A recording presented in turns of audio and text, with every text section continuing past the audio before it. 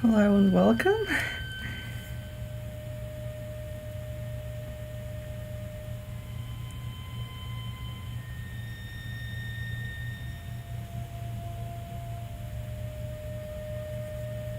Okay, we'll just wait and see how many people we get in because there's not many people on this stream.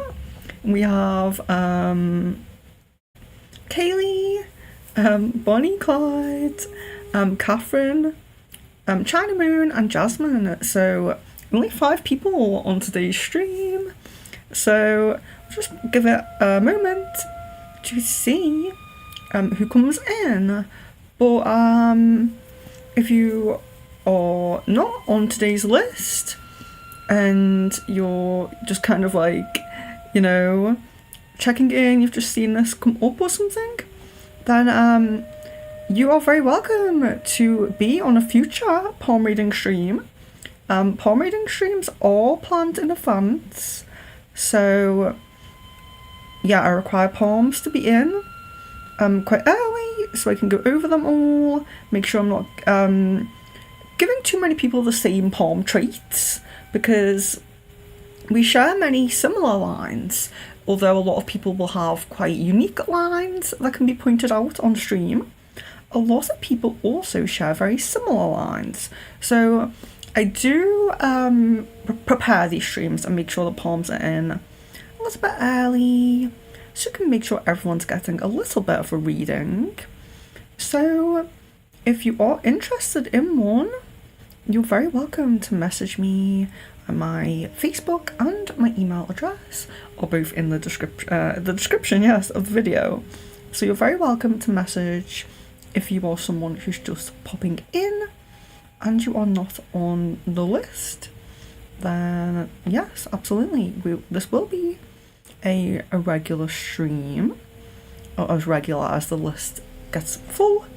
And like I said, only 5 people on today's list, so we'll probably have a few more next time, probably wait for it to build up a little bit more. But hello Jasmine, hello. So we do have someone in from the list, so that's great. We'll just wait for a moment. I think Bonnie was coming. Catherine, China Moon, and Kaylee I haven't heard from, but I did only send a message out about 10 minutes ago, so we'll just wait for a moment. It's telling me there's 7 people in, but I don't think that's right. Or unless, like I said, people just kind of popping in because they've seen it.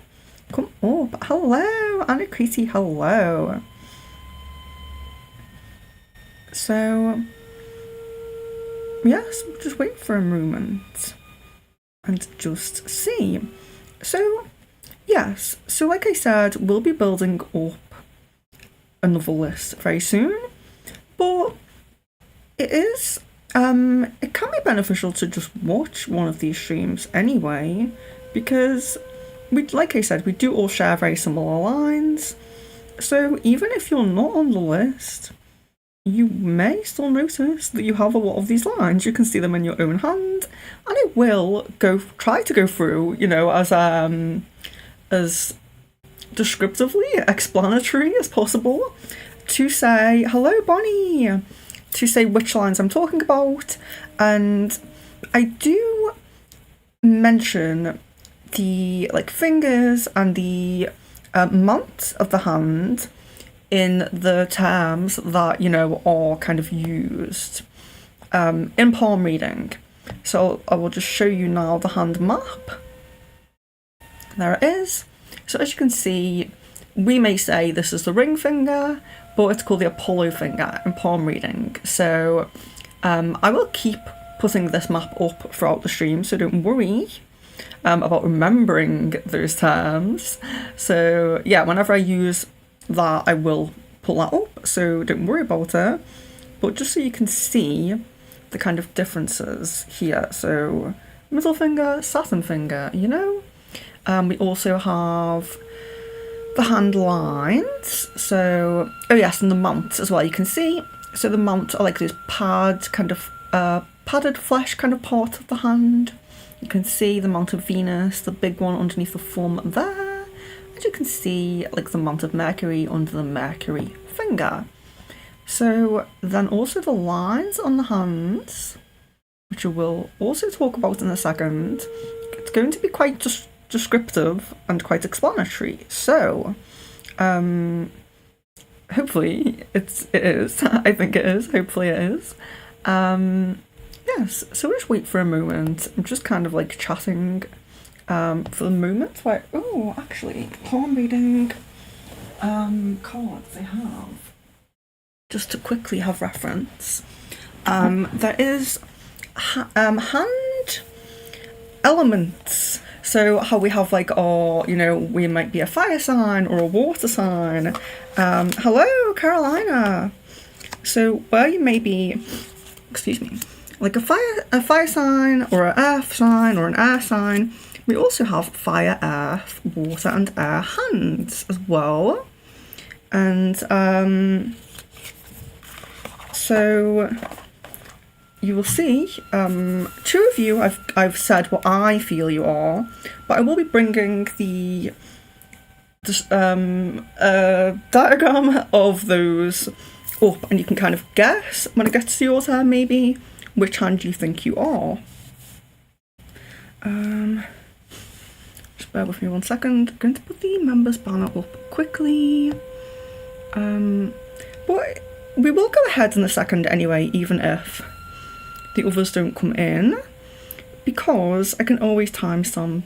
That's fine. So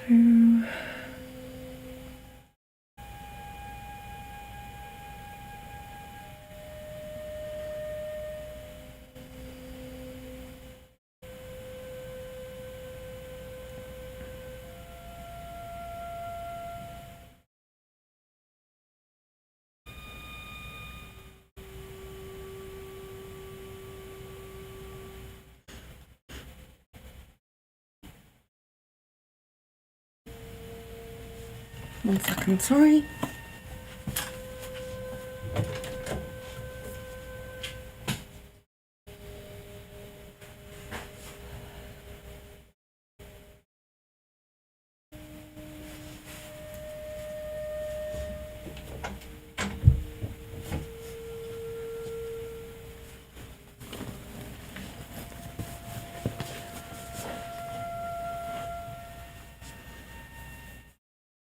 Okay, so I have just realised a mistake that I've made, and I did not add Carolina's palms to this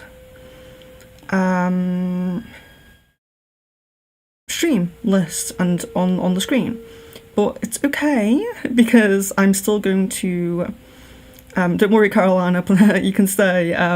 Still going to give you your reading, but I will just have to add your palms quickly to this list.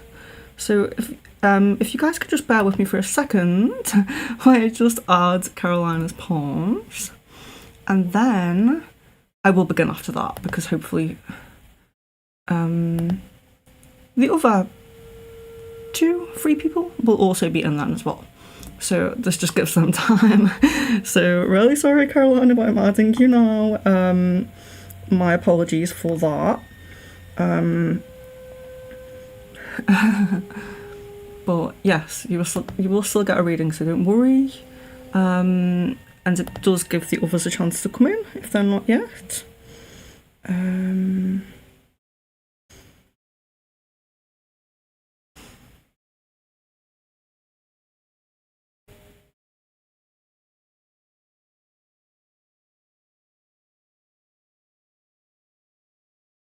So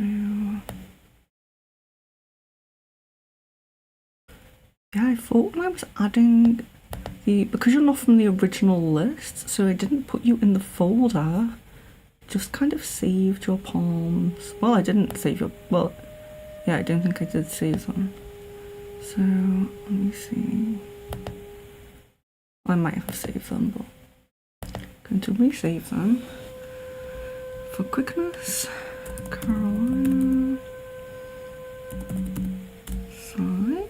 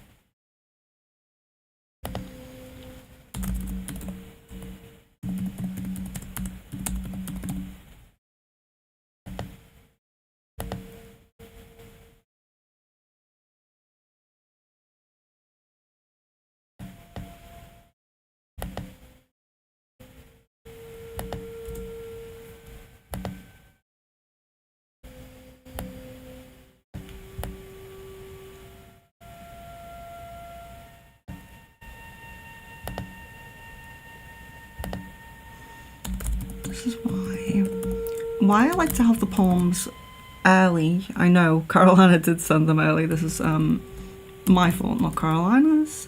But because I add them to here so I can like put them up on the screen and show you.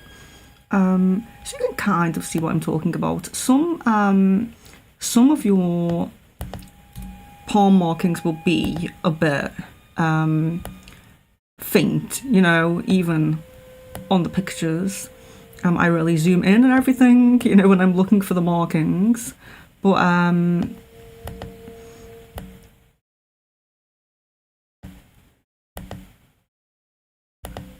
yeah, this is where I kind of like to be prepared. Obviously I'm not as prepared as I thought I was, but that is fine. Oh, what's the other side there?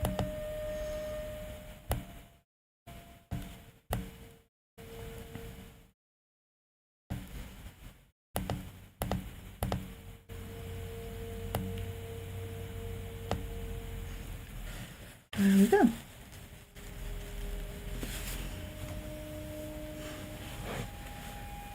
Okay, do we have anybody else in yet?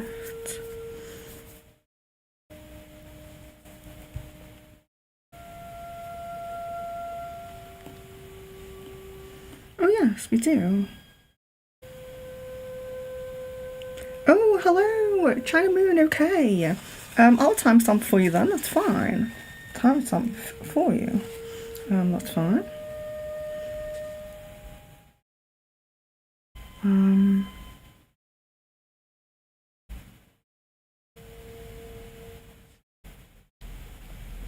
Yeah, so I won't keep you for too much longer. I just want to see if I think I'm only waiting on Catherine and Kaylee now, so we'll just wait for just a moment longer if that's okay with you guys, and then we'll begin and we can timestamp for them, and timestamp for China Moon as well, or timestamp with I will timestamp for Catherine and Kaylee if they don't make it in.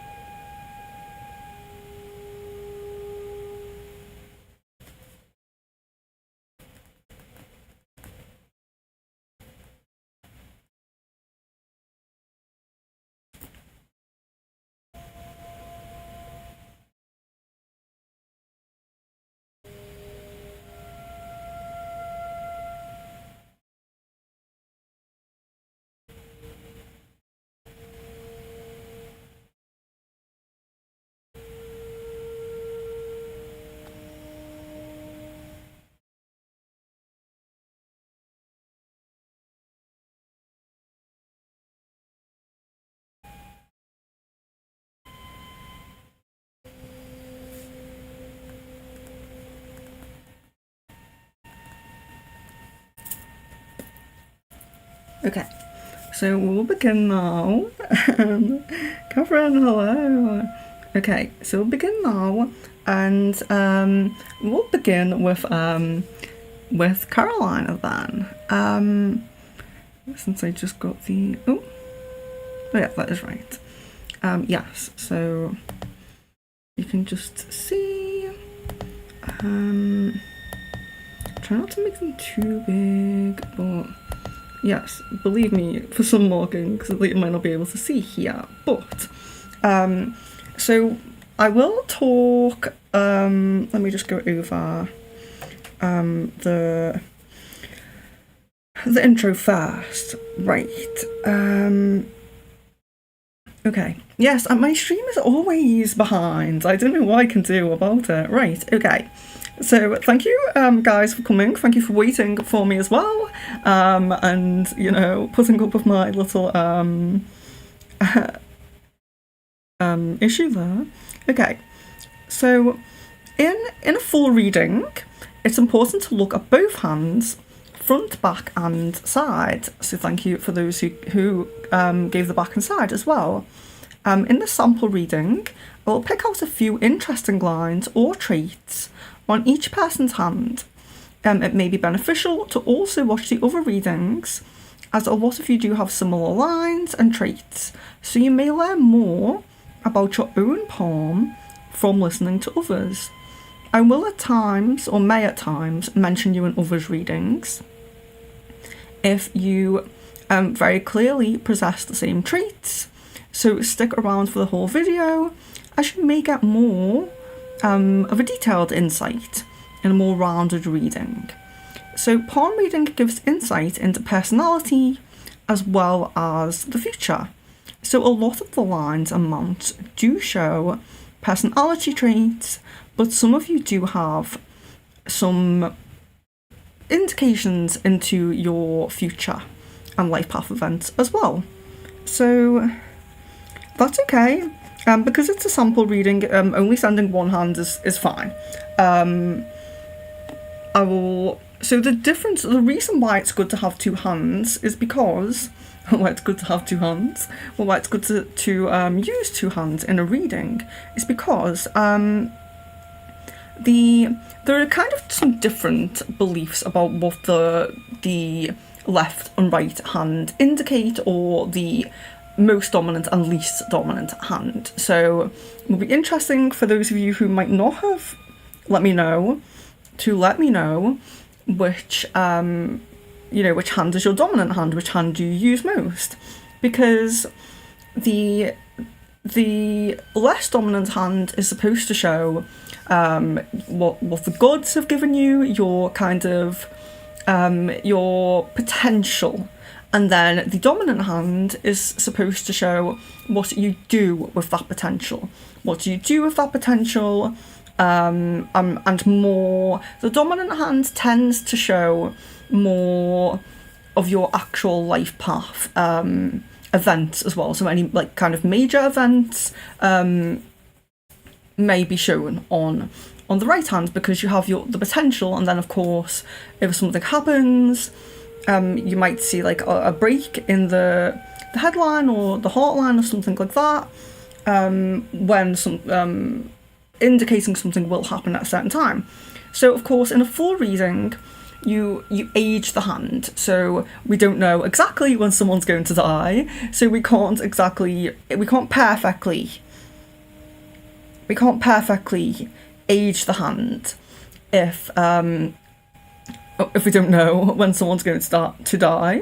But you can kind of age it, you know, you can age to within maybe 5 years or something like that, you know, like with a kind of giving some leniency to the time. But you could say, if you were giving a full reading and aging a hand, and you saw, let's say, a major break in the heartline, let's say, you might say that, at around this age, you may have suffered some trauma, or, you know, a really hard emotional time or something like that, because it's the heartline, so it's the emotional line, and the and it does indicate as well. It can indicate kind of heart health, and some lines can indicate health as well. So yes, so some people believe it's the left hand shows the potential and the right shows what you do with it. Some people think it's dominant and non-dominant, which I tend to go to as well. I tend to say dominant and non-dominant rather than left and right. So we will go over the major lines. We'll go over the major lines, and then of course get in to Carolina's hand. So we have, and Carolina says right is most dominant.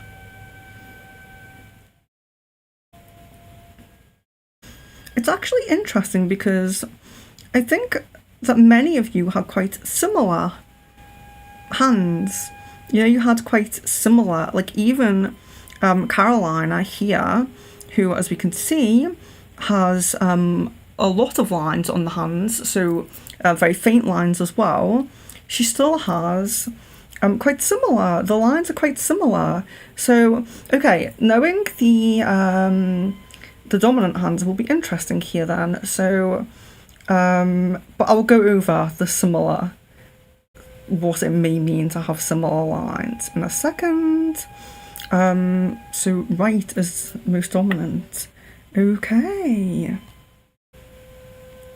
Yes, they are both very similar, but there is something about the right hand which I do find quite interesting. So, okay. So, but yes, let me show you the major lines first. If maybe this hand, oh no, wrong one. Hand lines. Let's just take her side away there for a second. So there are the major lines, the lifeline. So I will draw mine on just to show as well. So oh yeah, I can't see me now. So lifeline, this one here. The yes, headline. I'm getting confused looking at it myself. So headline is the one above that, and some, as you can see, mine are linked together at the end. So lifeline, money line, And then we have at the top there, we have the heart line.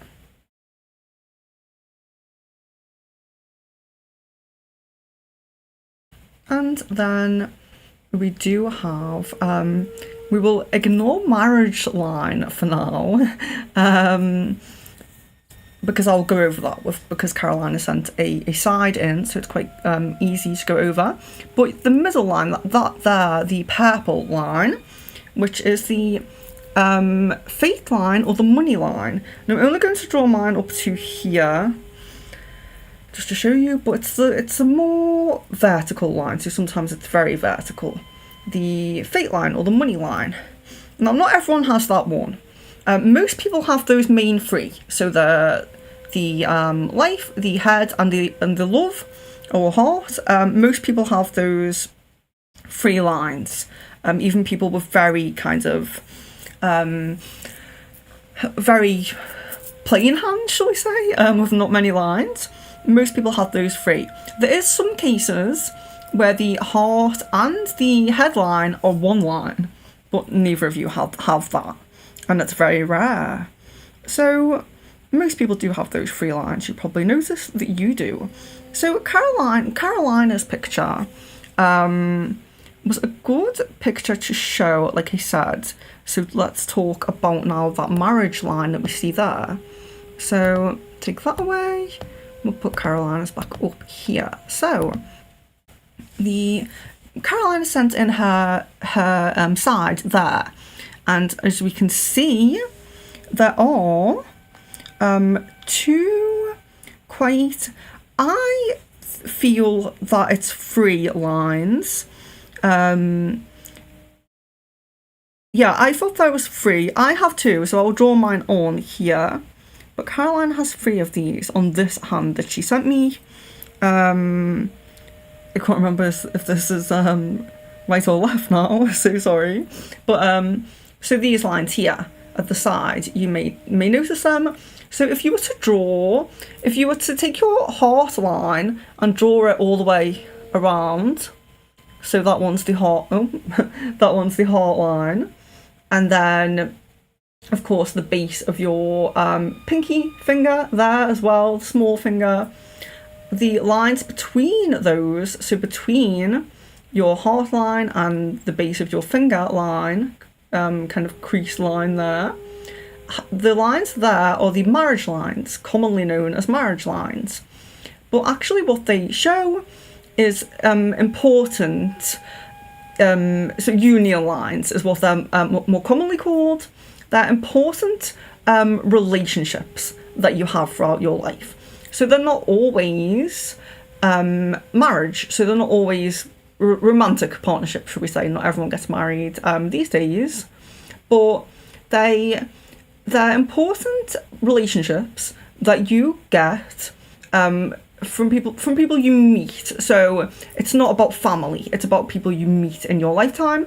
And how we kind of age that is, if we were to age the hand, we would say birth is where your heart line is, and then you go up there. So as you can see there, my first one's quite high up on my hand, and then I have another one up there. So I will have met this person before I meet that person, if that makes sense. So Carolina, I feel, has 3 on this hand, and one of them is very, very faint, and 2 are very, very strong.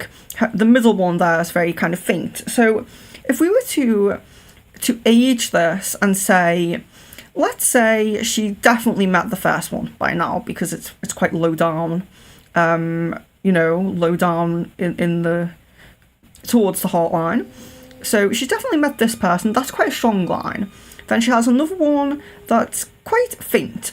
So that could be, let's say the first one's like her childhood best friend, and she's still friends with them now. They made, they're a really important connection.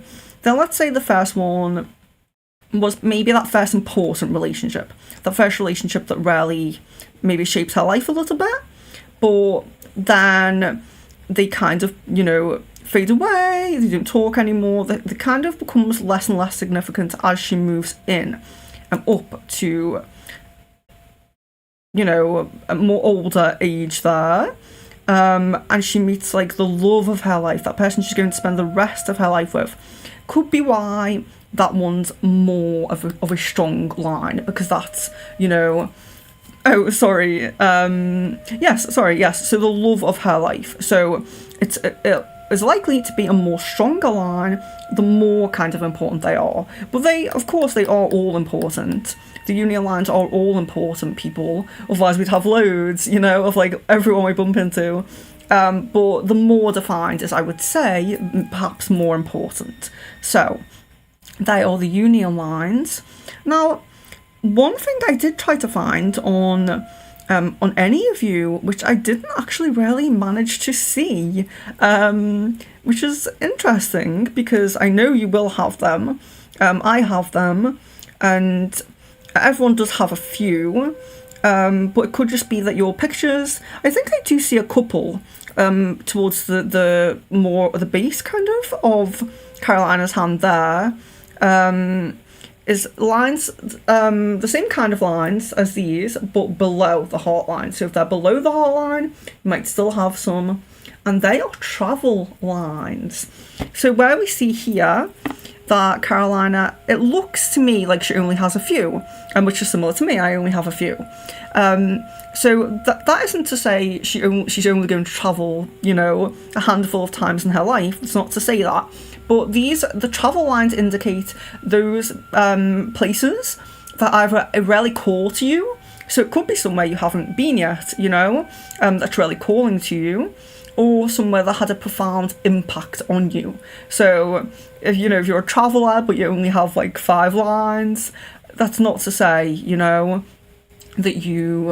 it's not to say it's not the case, but it is to say that there's likely going to be 5 key places that really, stand out to you, that really kind of have your heart. Those places you really want to go back, So yes, you probably will all have them, but I did find difficulty in seeing them on anyone's hand.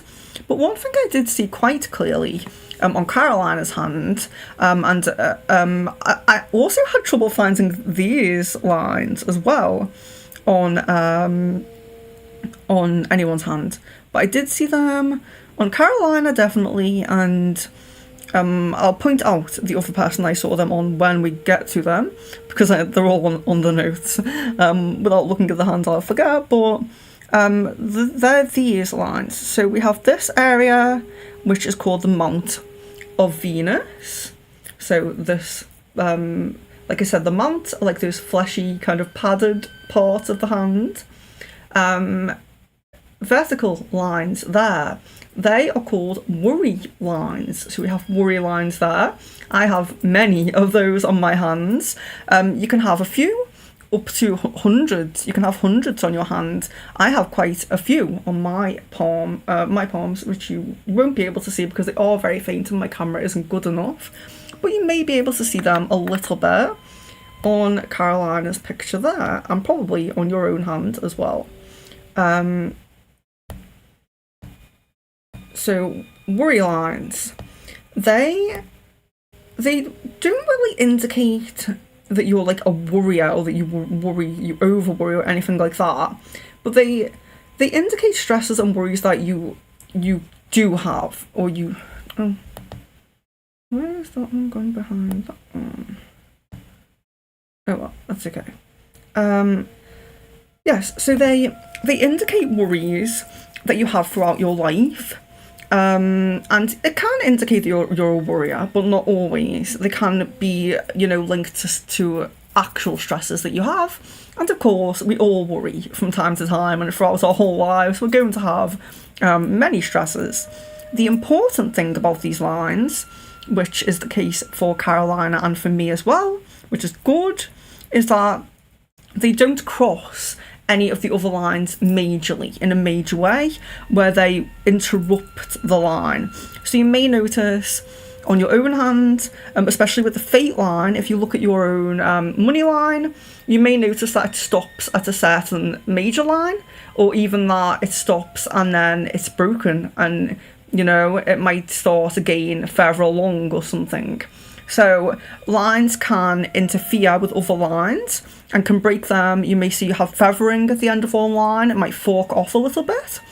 Fork off, I said, a little bit. So when you have the warrior lines but they don't impact that lifeline, if they don't cause a disruption in that line, they don't break it, then that's normal, and that's perfectly normal. That just means that you've worried, you've had some stress, but it's not going to majorly impact your life. So some people who have these lines are warriors, and can have quite nervous energy. So the more lines you have on your hand, the more you're said to have nervous energy. So the people, with a lot of lines, there's a lot of energy going through them, and it's kind of shifting around, kind of all broken up. You can have nervous energy. You can be a little bit of maybe anxious kind of person and things like that if you have a lot of lines. But as long as those worry lines aren't breaking the lifeline in any way, it shows that there's no major impact done by having that worry and having that stress. So, sorry, eyes are watering. So, yes, worry lines. And then union lines, like I said.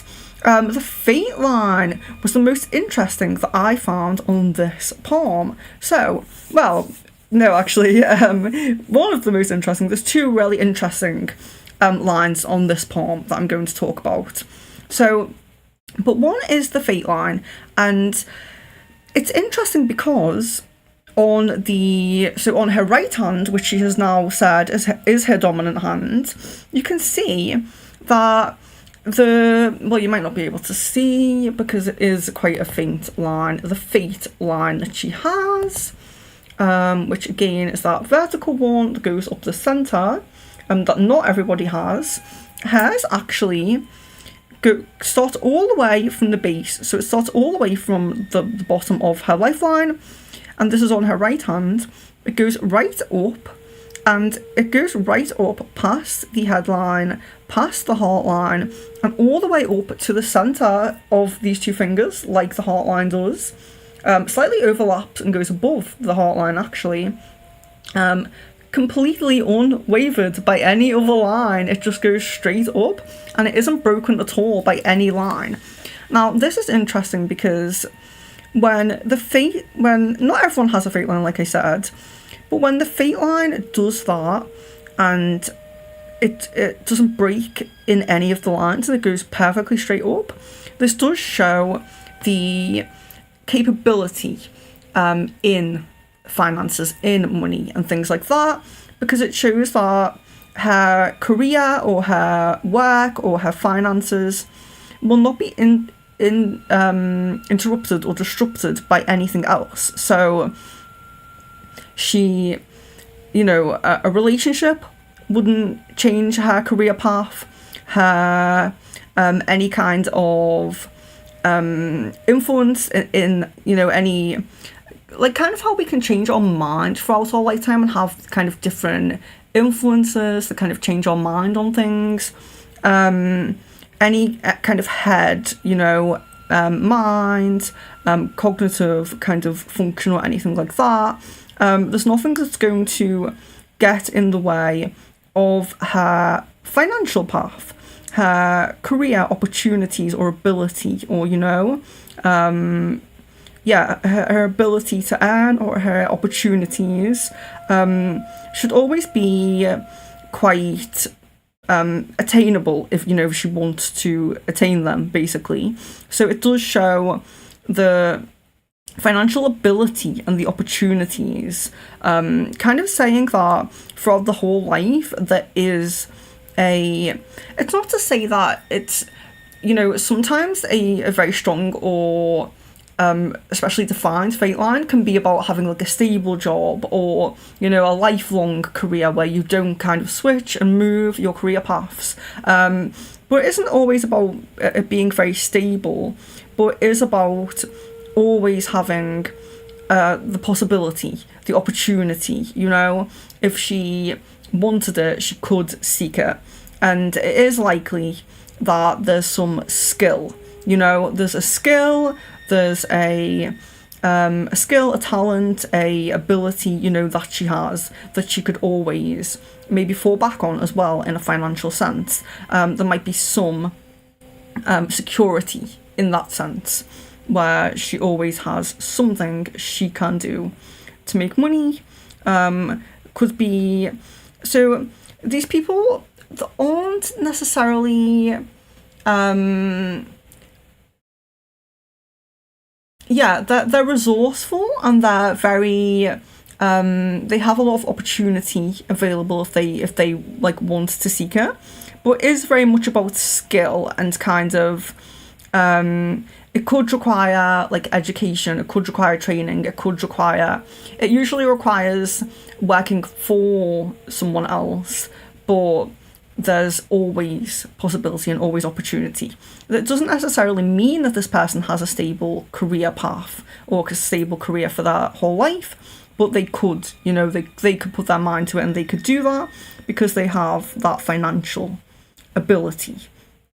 So that is the fate line, and I do think it was very interesting because it was so unwavered, you know, by the other lines. So then we also have one marking that I do look for on every hand, and I did find it here, and also I found it on Bonnie's hand as well. But we'll look at it here while we are here.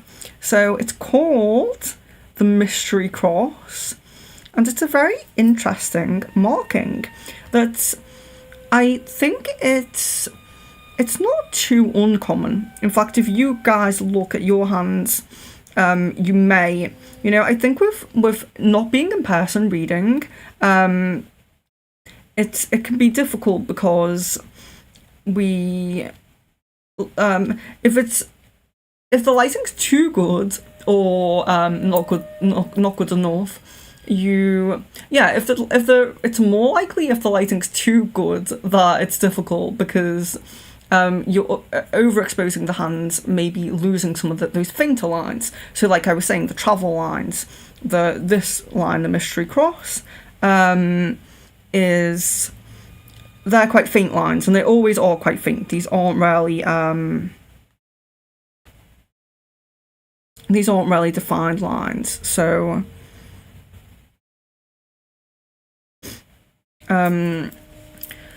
so when it's a more faint line like that, it can be kind of difficult to see. But just bear with me, my nose. It's fine yesterday.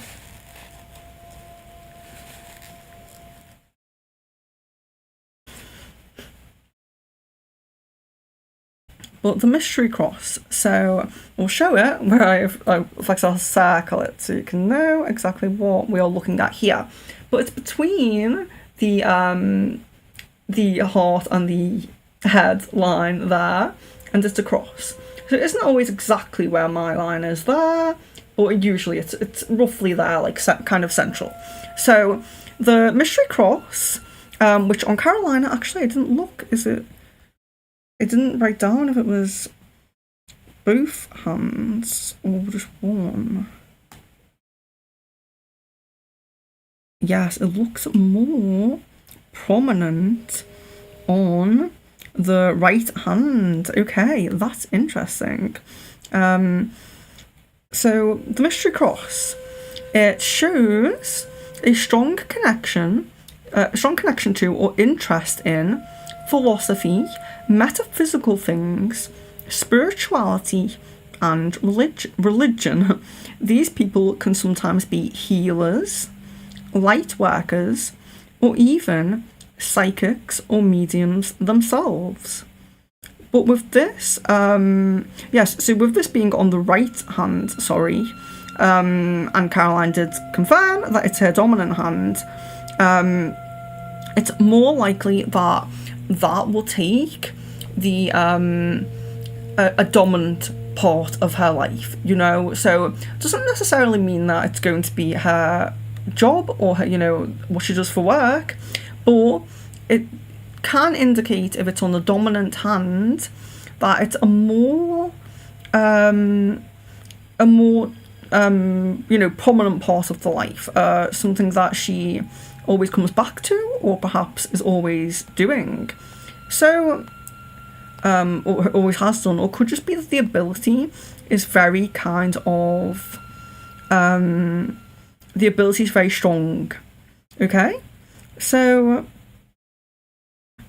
look on your hand. I would like to know if anyone else does have it besides Caroline or Bonnie, if you are here, because it is one of those fine lines where it is quite difficult to see if it's a not the best picture or an overexposed picture.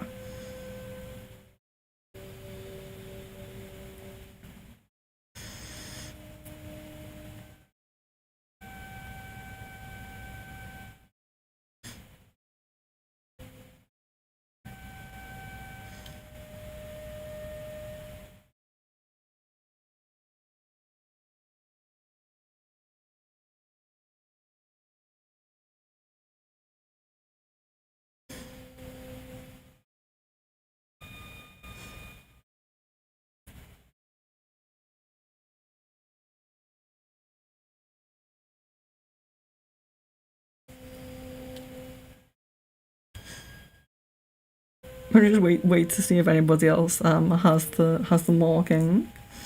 But I know there isn't many people in.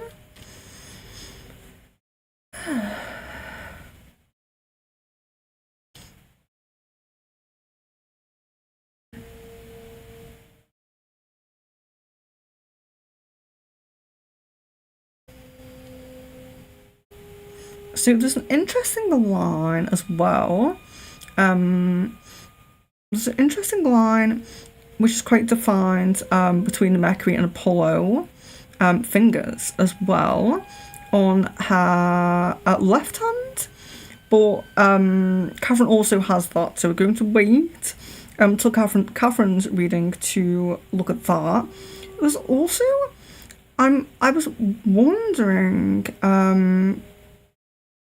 There's also, sorry, there is a vertical line on the Mount of Luna, but it's very, very faint as well. This line is called the Via Lasciva line, and we will also look at that in another reading here. A lot of you, like I said, a lot of you have similar lines, so it's trying to put them,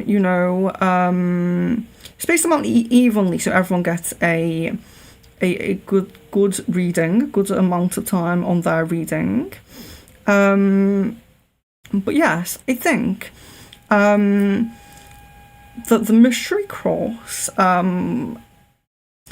and the fate line were the most interesting lines here on Carolina's hand. But if anyone is here, whoever is here, sorry, I know there's a few of you here, but I will, some of you I have dedicated a, like I said, oh, I took the banner off, oops.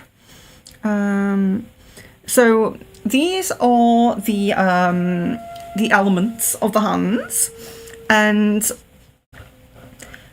what do you think? Oh, I'm not with it today, so yeah, I need to keep her hand up so you can have a look at it.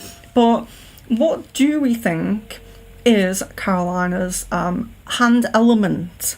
And then I will read the traits of that hand element.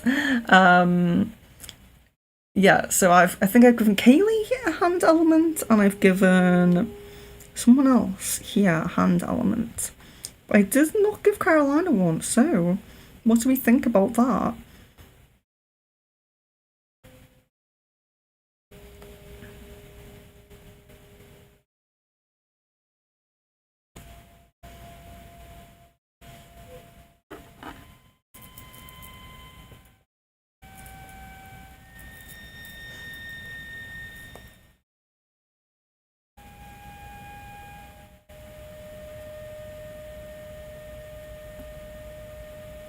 Any guesses?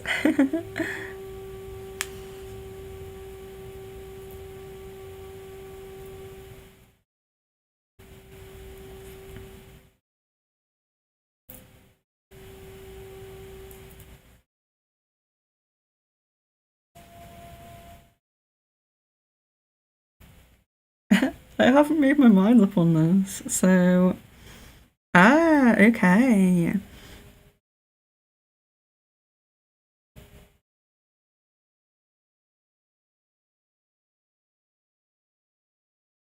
Yes, I think it looks like air as well. It could be water. It could be water if we're thinking the fingers are quite long, but I suppose the palm is quite long as well. Okay, if we're thinking air, if we're majority air,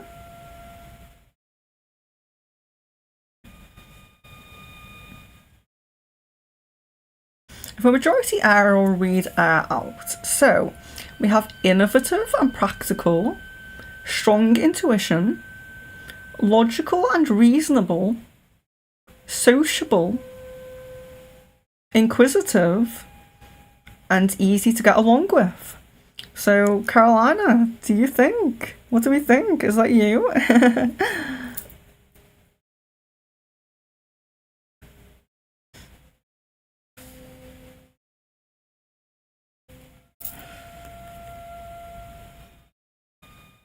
But yes, so we'll just go over this in case. We'll just go over this in case I touched on it before, but I can't remember if I explained it fully. So, having similar lines, so I do feel that although Carolina has a lot of lines, she's hands are like mine, where there's a lot of lines on there, there's still quite a lot of similarities between hands. And what this, in case I didn't mention it, sorry if I'm repeating myself, but what this is said to mean is that remember I said that the non-dominant is what you are given, and then the dominant is what you do with it. When the lines are similar or almost identical on both hands, it can indicate that you are going with your kind of fated life path. So it can indicate that you are, you are going with the will that the universe or God, had for you. So it's interesting as well that some of us, and that's not to say that if your lines are very different, that it's a bad thing, because it isn't. We will get to that as well in someone else's reading, but it does. But can indicate, if they're very similar, if your lines are very similar, can indicate that you are on the path that the universe had, planned out for you. So perhaps you haven't really veered off your kind of the life mission, that you were kind of given here or supposed to have here. So that's interesting as well. So let's go in now to Catherine. So you have Catherine next. Oh, yes, there we are. Don't know why I made them quite small.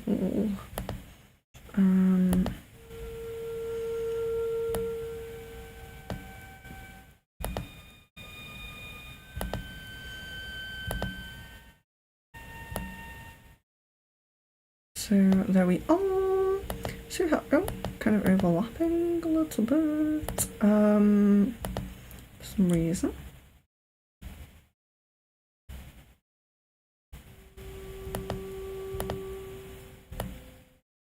Okay, so we have Catherine's here. So we can also look. So we did ask for backs and sides if you could send them, and there's a reason for that. So fingernails, that's okay. I think I've written quite a lot here about your hands, so don't worry. Getting a spam call. Okay, so looking at fingernails, someone who chooses to have long fingernails, or even someone whose fingernails grow quite quickly, is often calm, mild-tempered, open and honest, and sometimes very to the point, imaginative and creative as well. You're welcome, Carolina, you're welcome. So we also having a strong line. So Carolina, I did feel I saw this on her hand, but it was very faint and slanted, whereas on Catherine's hand here, you can see it's very, very defined. When I show you it, you'll know what I'm talking about. So let me put the hand map up. So there's the hand map. She has a very strong line between her Mercury and Apollo fingers. The Mercury and Apollo mound as well. So of course the mound is beneath the finger. So this suggests that she's able to succeed in business, and also with how raised her mounts are under the fingers, it could also indicate that this wouldn't be too difficult for her, or that she's already put work in to realise this goal as well. So did Catherine tell us which hand is dominant? Carolina. Oh, sorry. Not Carolina. Catherine. Which was your dominant hand, Catherine? I'm sorry if you did tell me.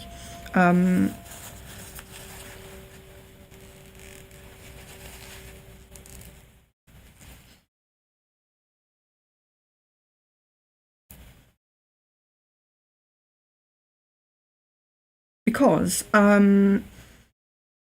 it suggests sorry, I lost my notes now. So yes, because the mounts are very raised and this line is very strong, it does suggest that she's able, like I said, to succeed in business. But also it suggests that it wouldn't be too difficult for her, or that she's already put work in to reach that goal, especially if it's her dominant hand as well. If it's her less dominant hand, it could be that, just like I said, that she wouldn't need to put too much work in. So she could do this. It's a potential, and she may not need to put as much work in as she might think she does as well.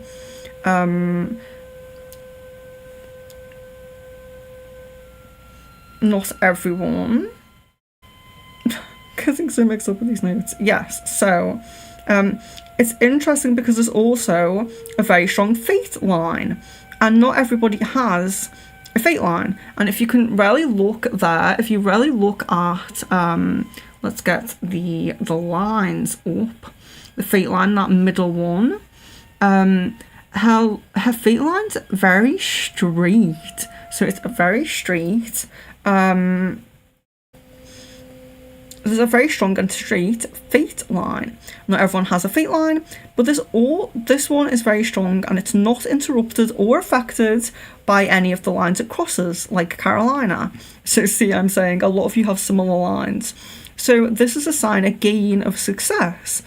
It does indicate that a lot of her life she may be working for someone else. So when you do have the fate line, when it's very strong and uninterrupted by other lines, it is really an indicator that success is possible to you, but it does often point to it's more likely you'll work underneath someone as opposed to like a self-employed person, but it's still a possibility of success and a lot of money.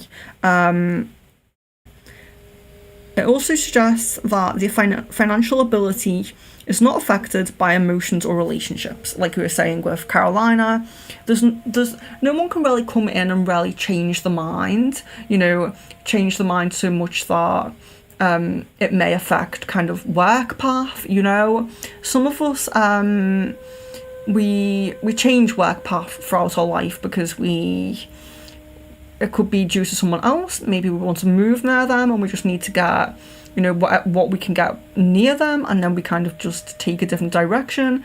Sometimes it's other people's kind of influence that puts us on a different path. Sometimes it's like kind of influence, your mind being influenced by different things, having different desires changing throughout the lifetime, but this suggests that emotions and other people, relationships, won't necessarily affect this potential or ability. So, yes, and Catherine says that right is her dominant hand. So yes, this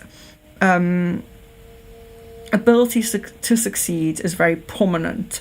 So if you are thinking about or have ever thought about kind of,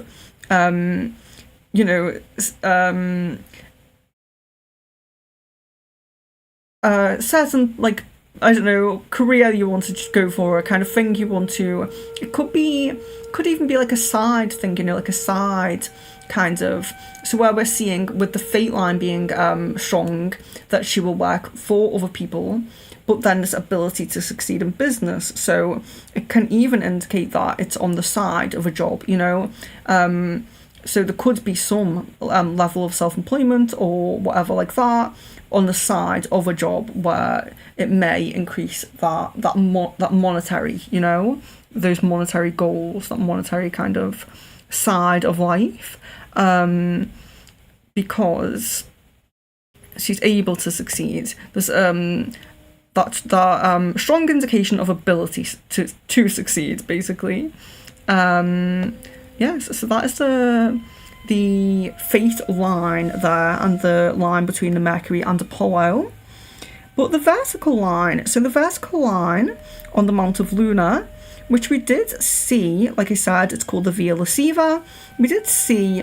I could see this slightly on Carolina, but only on her side picture, which is why I didn't put it on her in her section, because it could just be that she had kind of a very strong travel line that just kind of went a lot into that Mount of Luna there.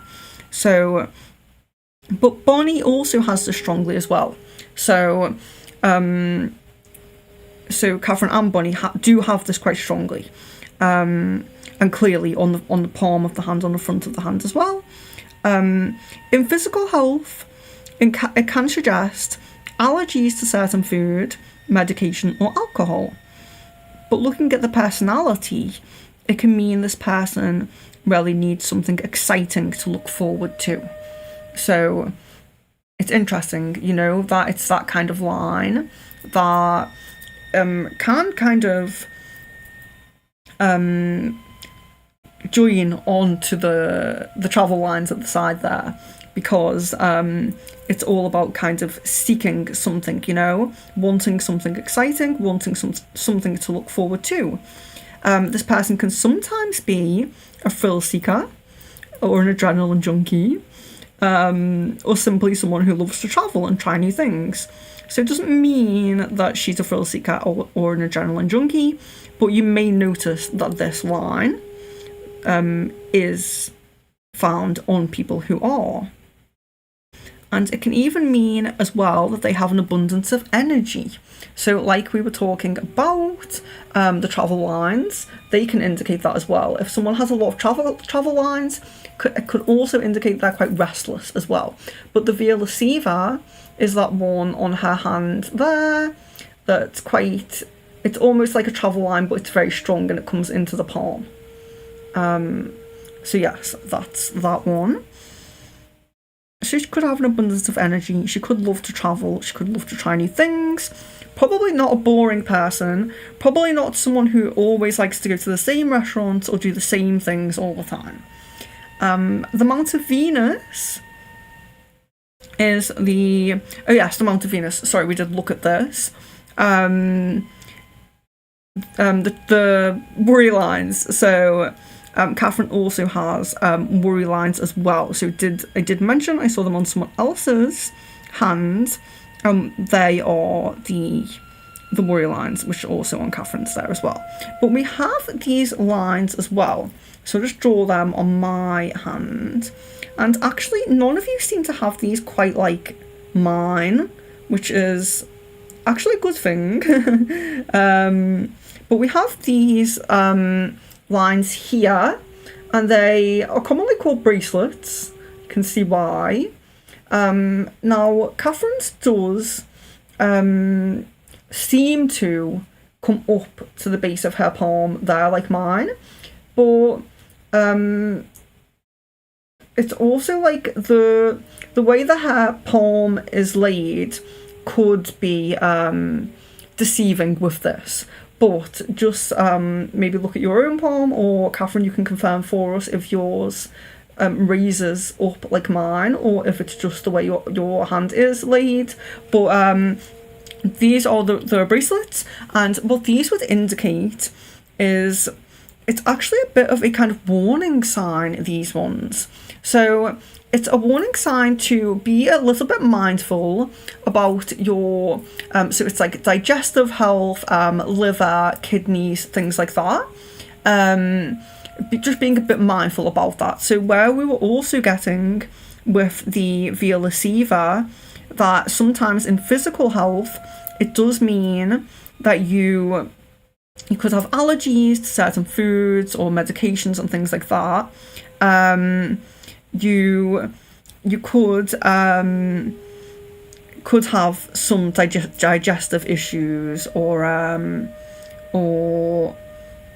liver, kidney, something like that. Now I don't, as far as my knowledge, I don't, but it is a warning sign, so it's something that perhaps I could look out for, in my life. So it's not to say that you do, but these people are more prone to that. It's a common trait with people who have digestive issues and things like that. So yes, it's just to be mindful for it. Doesn't mean that you definitely do, but there's just being a bit mindful there. And so let's see what you guys think here on our hand element. I'll move that over. Oh no, moved the wrong thing. I'll move that over for you. Could see what you guys think there.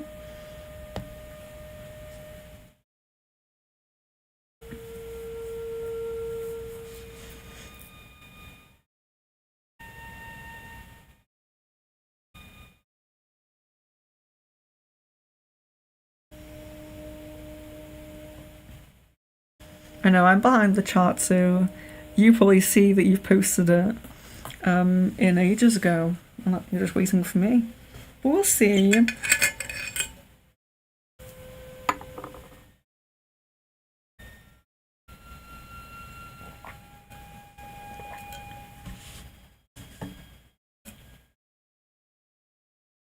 Oh. No.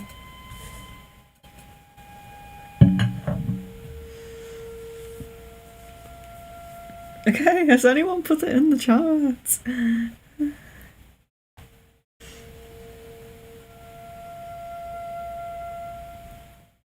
What are we thinking? What do we think? Wait for me to catch up if I'm behind.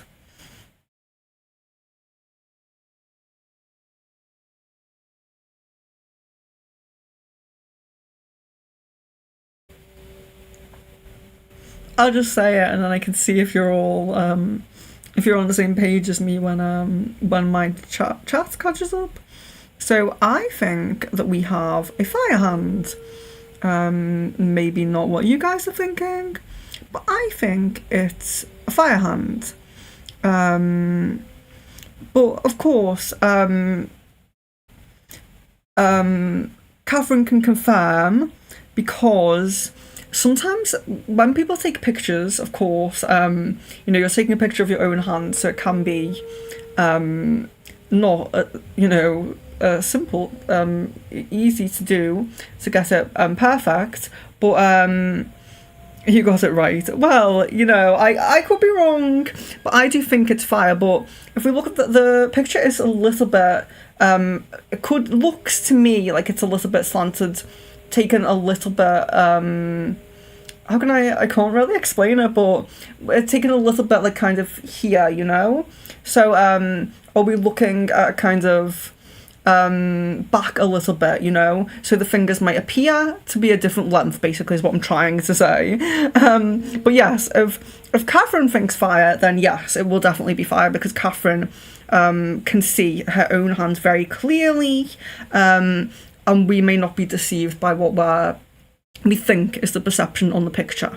So yes, I was thinking fire hands, and we have here, so fire hands are energetic, smart, diligent, extroverted, optimistic, self-confident, loving adventure and a colourful life, which as well, the loving adventure and a colourful life does match that Veerless Evil line that she has, where, you know, we saw that she wasn't really very boring, you know, probably a fun person. So that does, so we all agree, we all think fire, yes. So we're definitely on fire here. So yes, I do agree, and I think that it, like I said, it correlates with that Veerless Evil line as well, saying that she's not a boring person, similar to Carolina as well. So if we look at Catherine's little finger, which is the Mercury finger, we can also see that it's quite long. And for a little finger to be long, it has to reach it has to almost reach the top knuckle of the finger next to it. My finger, I mean, even with my nail a bit long like it is now, doesn't quite reach that knuckle of the finger next to it. So where her one does seem to, like I said, sometimes if we're placing our hand a little bit in different ways on the table or whatever it is, can look a little bit different. And sometimes as well, people will get to this, but sometimes people send pictures with hands like this, and sometimes people send like this, which are both fine, but it can mean something when people naturally place their hands in a certain way, it can mean different things. But if it is the case that her little finger is quite a long little finger, suggests that she's optimistic and adventurous again, so we're getting adventurous again. She's also very likely a good singer or musician of some kind. People with this length little finger are usually musical. They can learn instruments or perfect their singing voice a lot quicker than others, and may be drawn to a job that involves music. So yes, and of course it is good as well for like string instruments and things like that, or most instruments, to be able to stretch your fingers quite wide. She says little finger does reach the top knuckle of the ring finger, yes. So Catherine may be a good singer or a good musician, or even if that's not something she's ever delved into, it could indicate that she would pick that up easier than most people. So sometimes people just don't really go down that path, but if they did try to, it's indication that she would pick that up a little bit quicker than most people. Okay, so that's Catherine, and again, you're all welcome to stay to listen to the other ones, because you may have similar lines. You're very welcome to go as well if you feel like. Don't worry, I won't be offended. So but let's go now on to our next person. Has anyone seen Kaylee in the chat yet? Kaylee hasn't been in, has she? So, but we're not up to Kaylee yet, so don't worry. But we have, China Moon, who we are timestamping for. So let's get the hands up there, and let me get my timestamp. So we are on 1 hour and 15 minutes. Wow, that has gone quick. Probably me being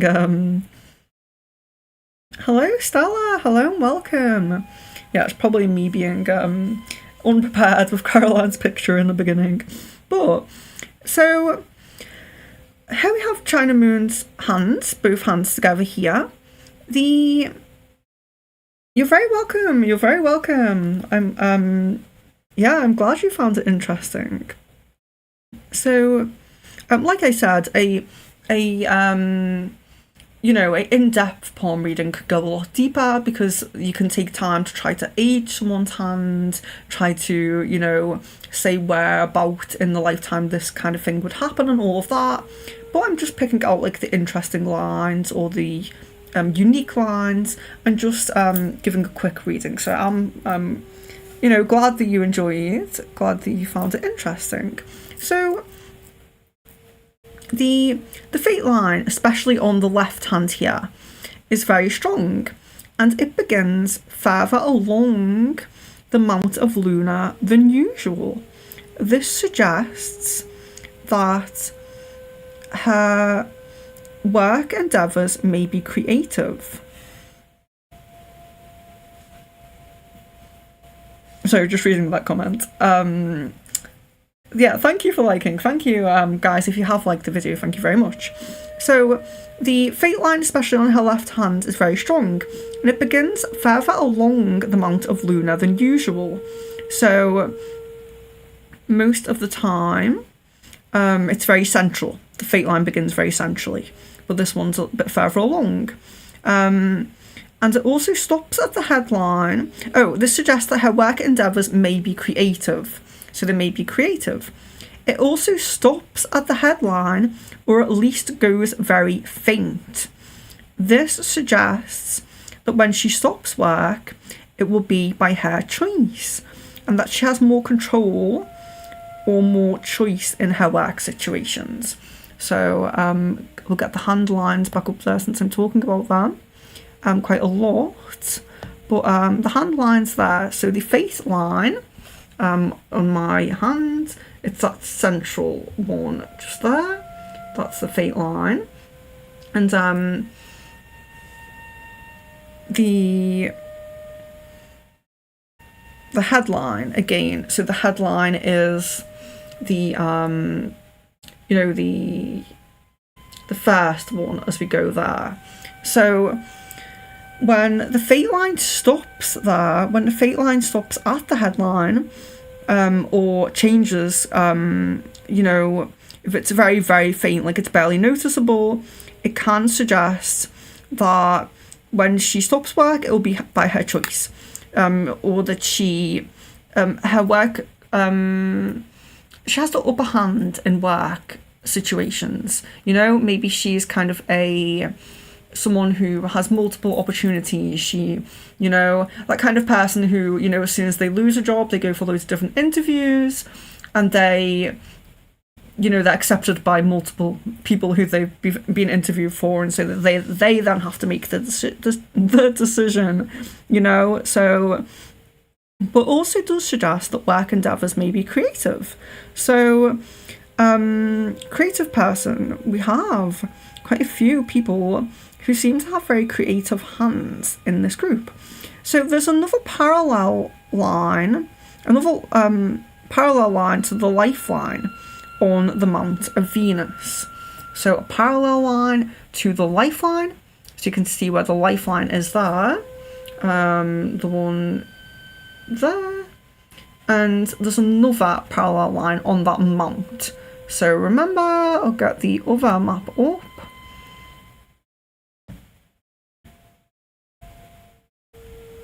So the mount there, so the Mount of Venus, she has another line parallel to her lifeline on the Mount of Venus on both hands.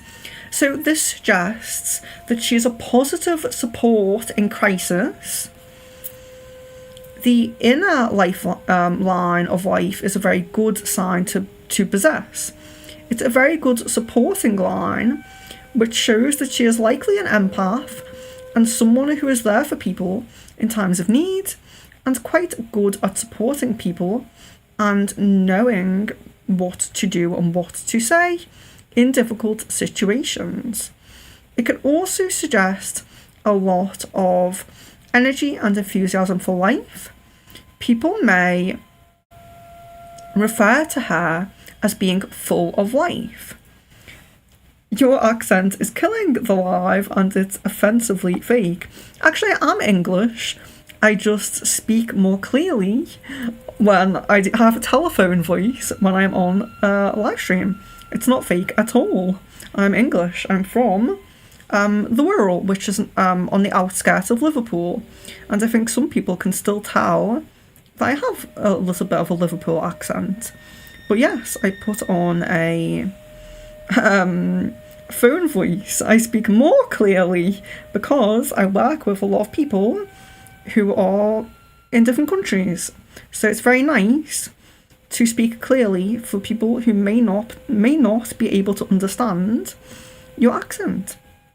So, yes. So sorry, China Moon. I know this is this is timestamped. Yeah, someone put a not very nice comment in the chat.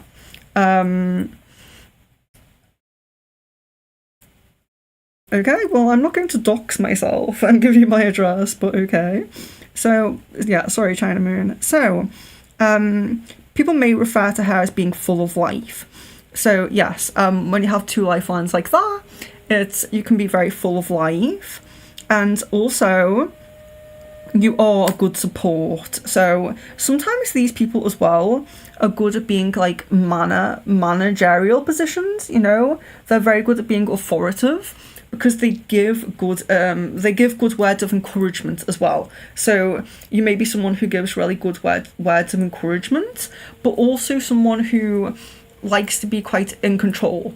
So there's being in control but giving good words of encouragement, which means that you would make a good kind of manager or authoritative kind of person, because you can bring out people's positive traits. You can give people good words of encouragement, rarely encourage them to be their, highest performing self, while also being good at being in control.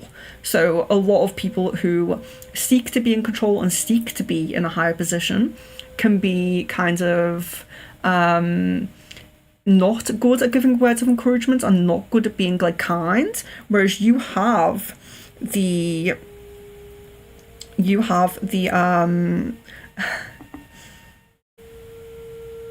why would I make a whole... Leon, can you ban this person?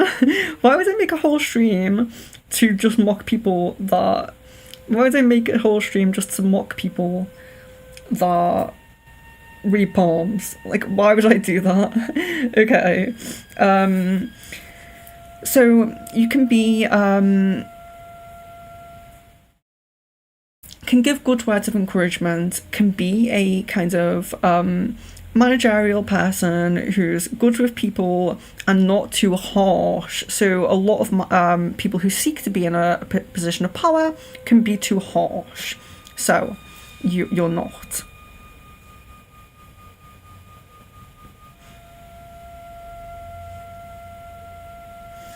So natural gaps in fingers are said to be quite telling.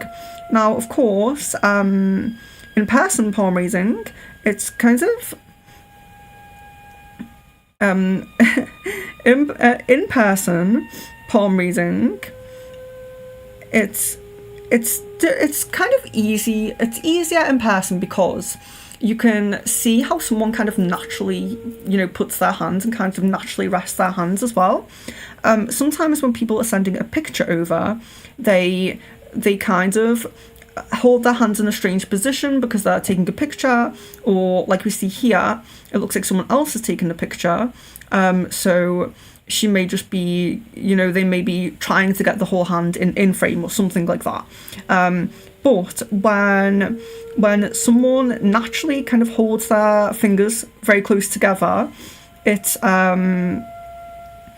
can mean that that they are cautious, quiet, or reserved.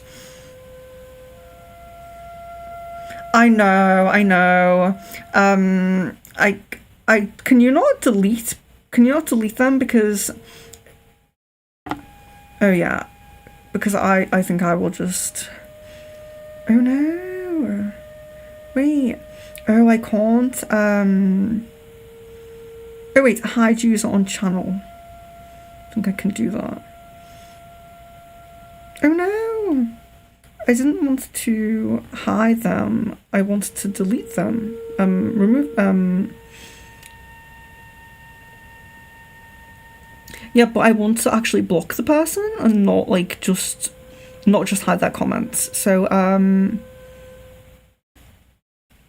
just bear with me 1 second. I'm unblocking that on purpose so I can go to their profile and actually delete them. Sorry, block them from my channel. Oh. Yeah, I just didn't see the point. It's like, why? Come on, make fun of my accent and then make fun of, or say my accent's fake. Yeah, I didn't seem to be able to do anything else other than hide. So that must be right. Okay. Sorry to China Moon. Because I'm timestamping this. Okay. So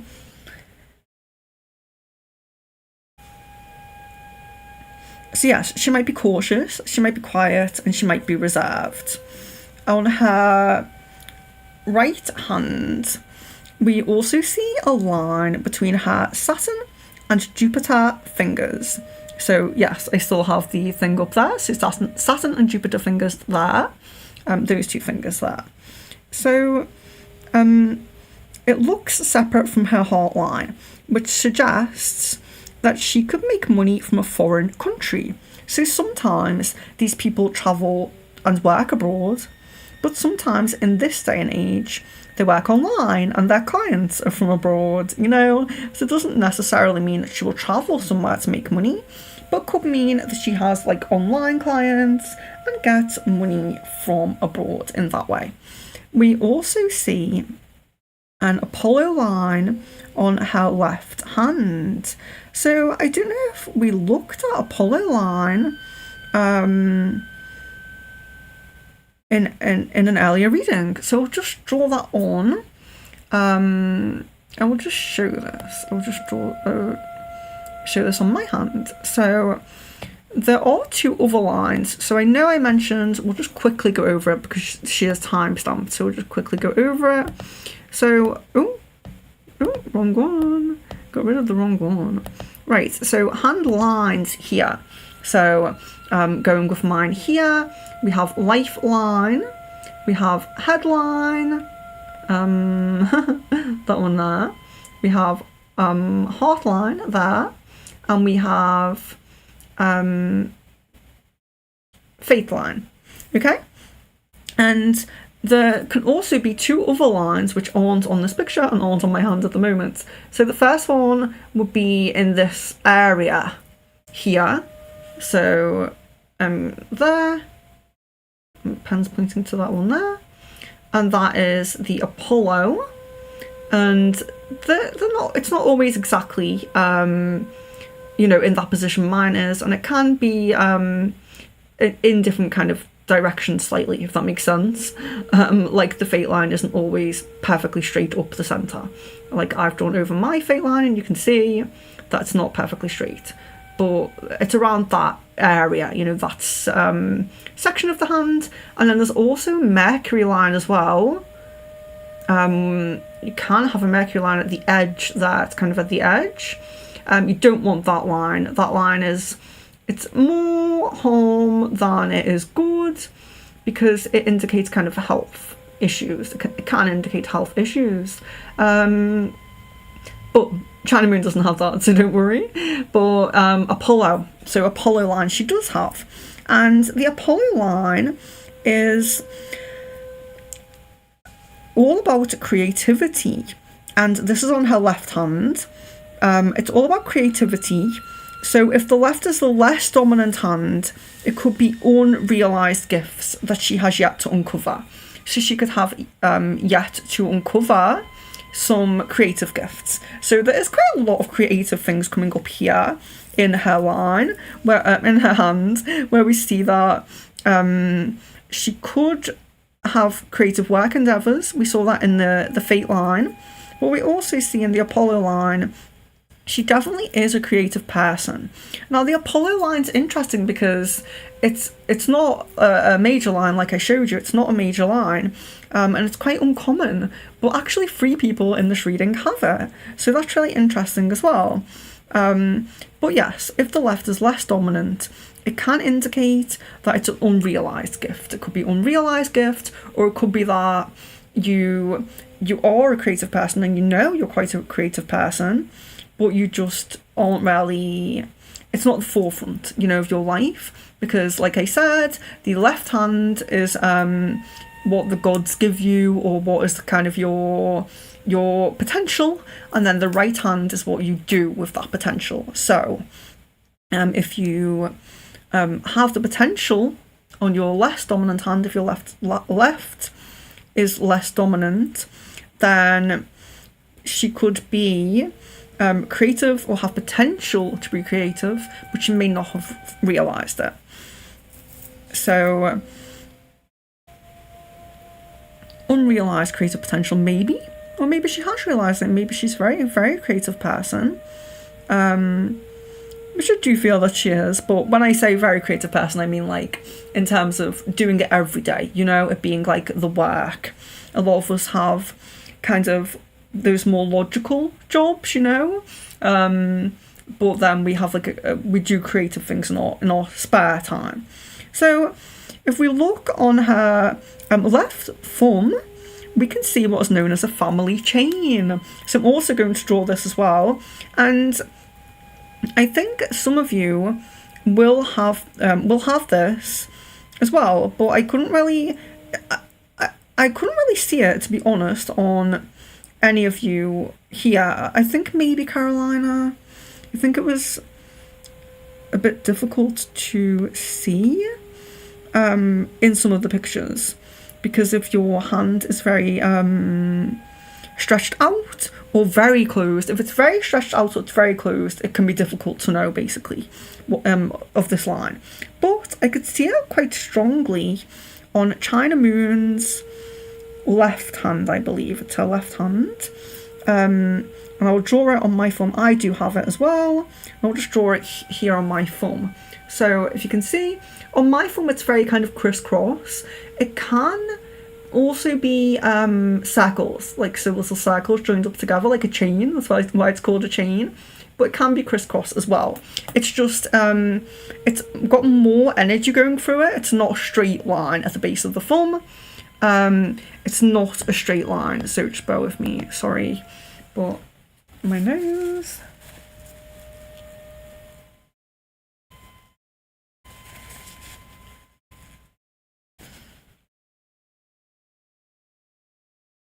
Sorry about that. Okay, so the family chain. So it can be circles looking very much like a chain, or it can be crisscross. But it's different than a strong straight line. A lot of people's base of the thumb is a very strong, kind of almost perfectly like bold and very solid. This is the word I'm looking for. Line. And this is not that.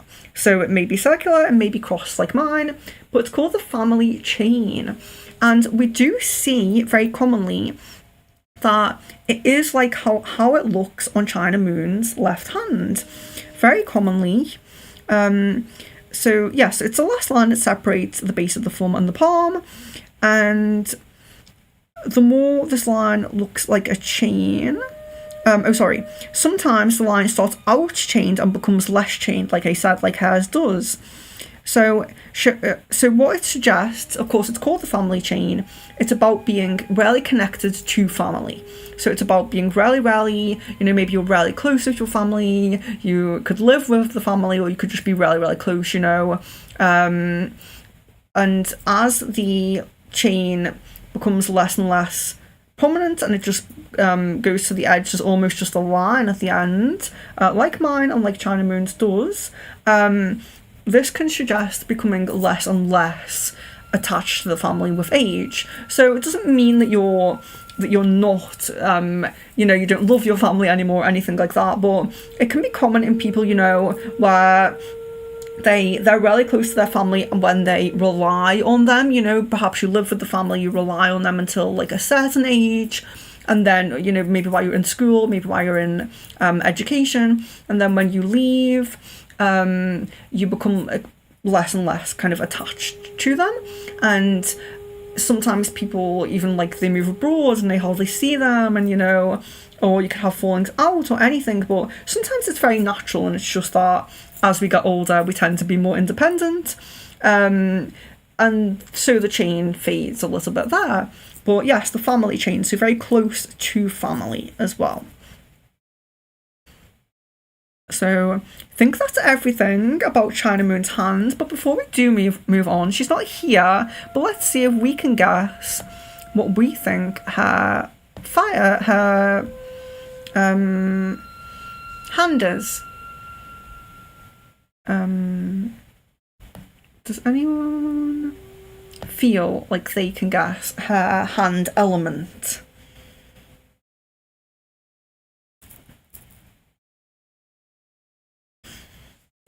I'll just read your comments while I wait, because I know I'm behind in the chat.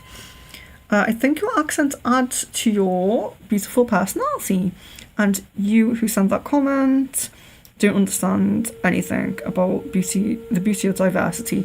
Yes, it's, I think,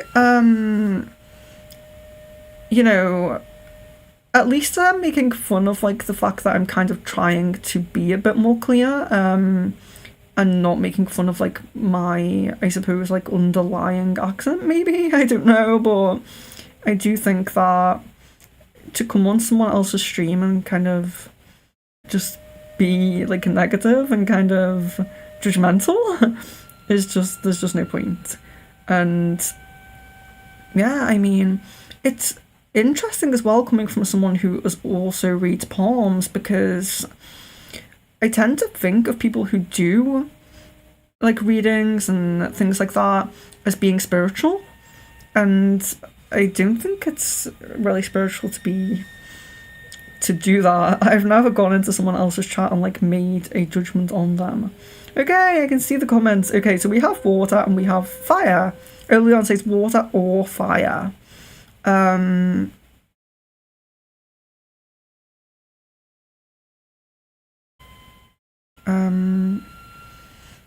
Water or fire?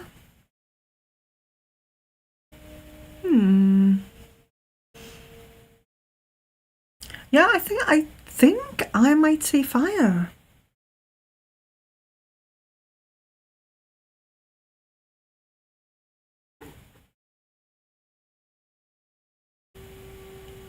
I think I might say fire. Yes, I think I would say fire. So we'll read the traits for fire again. Adventurous, seeking a challenge, independent, generous, enjoys attention, and is an initiator. Okay. I think I read a bit more about the fire hand up here. Energetic, smart, diligent, extroverted, optimistic, self-confident, and loving adventure and a colourful life. So it could be another very adventurous person here. Not another not boring person here. Okay, so that was China Moon. So now we'll move on to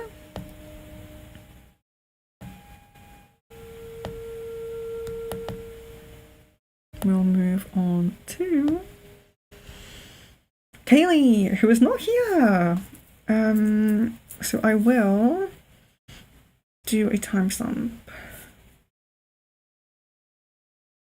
for Kaylee as well. So I forgot to put China Moon next to that timestamp. So Kaylee, we are on 1 hour and 40 minutes. Okay, let's get Kaylee's hands up here.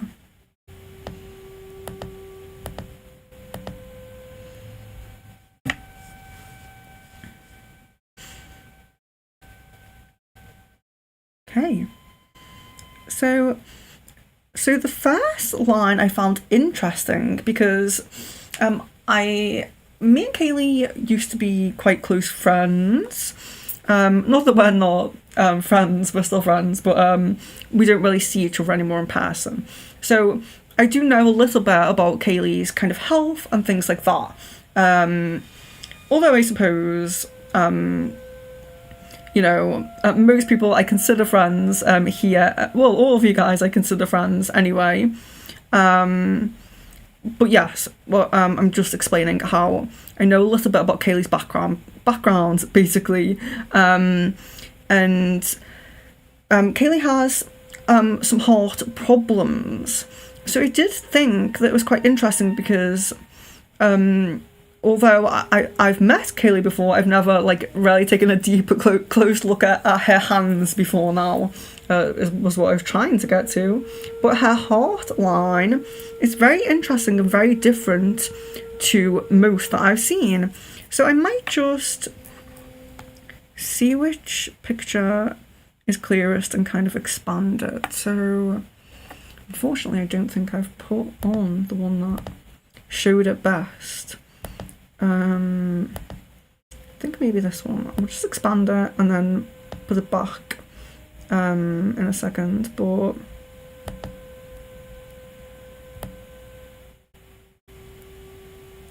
there. So can you see Kaylee's heart line? Remember, the heart line is the top very prominent line. So if you look at her heart line at the top, it's very interesting how kind of defined it is. It's very thick but not solid, if that makes sense. So it's a very thick line, but it's not a solid line. It's almost like not like the family chain, because it's not quite as feathery as that. It's very indented and very defined, but it's very almost how sometimes scars appear a little bit, you know what I mean, where it's kind of it's not a perfectly smooth kind of solid line.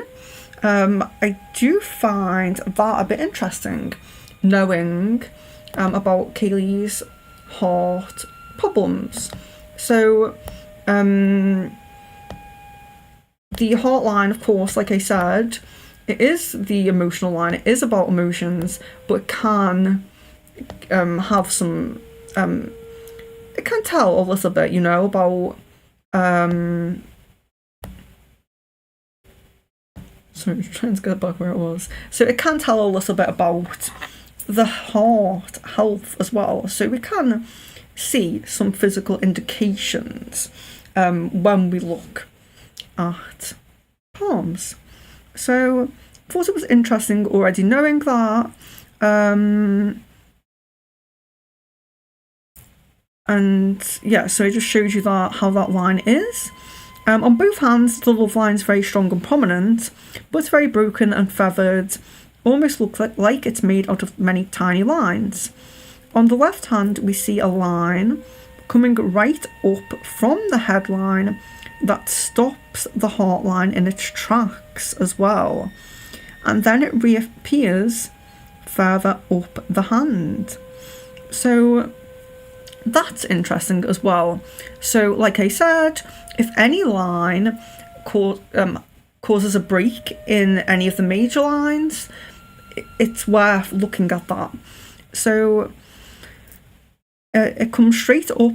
It's a very kind of vertical line. Kaylee sent me a few hand pictures. I'm not sure if it's on one of those there. It is interesting to look at, but I know you can't really see too much on them because of how small, you know, our screens are and things like that. But it's basically she has a line that's like kind of vertical there that stops the heart line, and then the heart line kind of continues on, but a little bit further up. So I thought that was interesting because what that suggests is it indicates a decision that she makes that has a huge influence on her heart or, you know, relationship. So it can be intimate romantic relationship, or it can be heart, actual heart.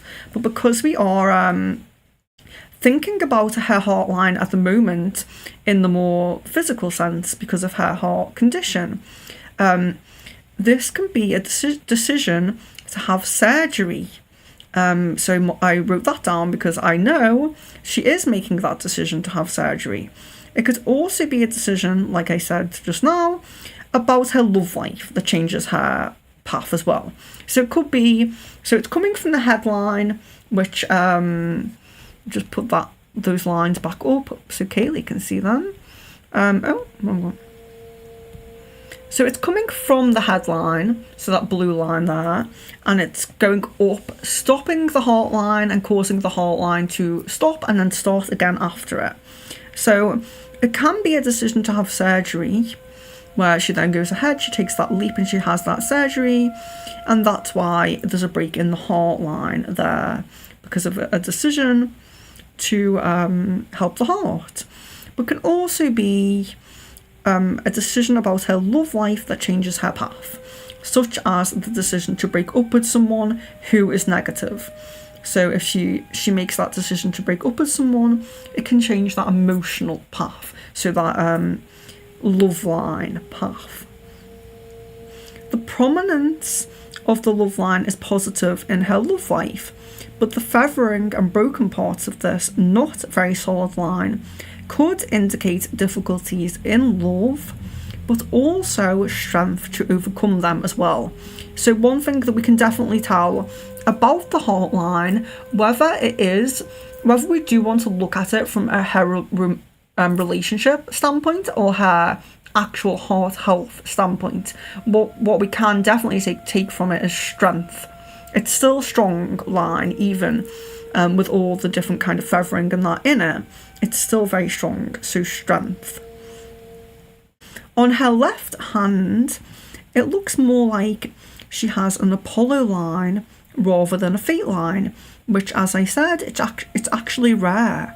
Even though 3 people from this group have it, which is very interesting,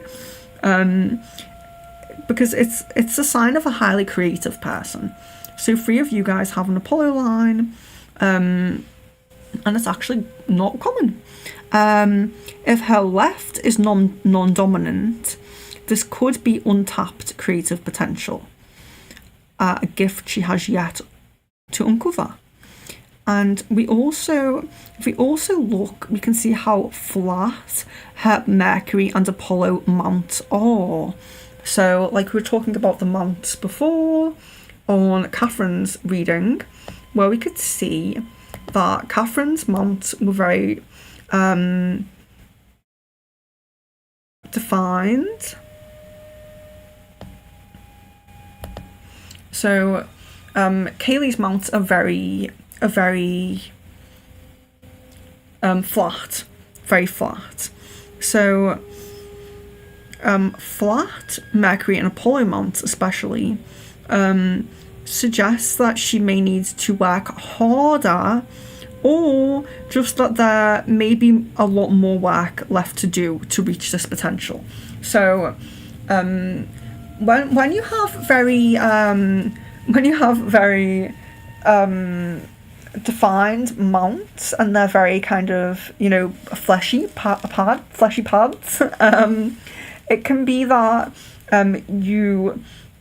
things can be a bit easier to you, because it's kind of a sign of not having to do as much more work or as much hard work to get somewhere. But when they're very flat, it does tend to indicate that we have a bit more work to do. So to reach her full potential on the in her creative path, especially because of where it is, it's the Apollo and the Mercury mounts, she may need to do a bit more work or to do some harder work.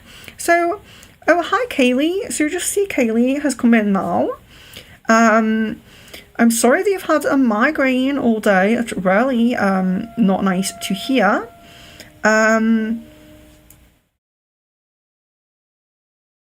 Yes, so if she's gone right back to the beginning, could just be talking to no one here. But yeah, I definitely suggest, I'll just say it in case.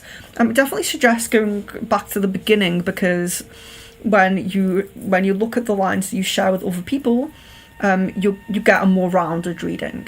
So if you're only looking at your section, it's still good. I don't mind if you do that, but when you watch the whole thing, you get a much more rounded reading, because you can see where you have very similar lines with other people.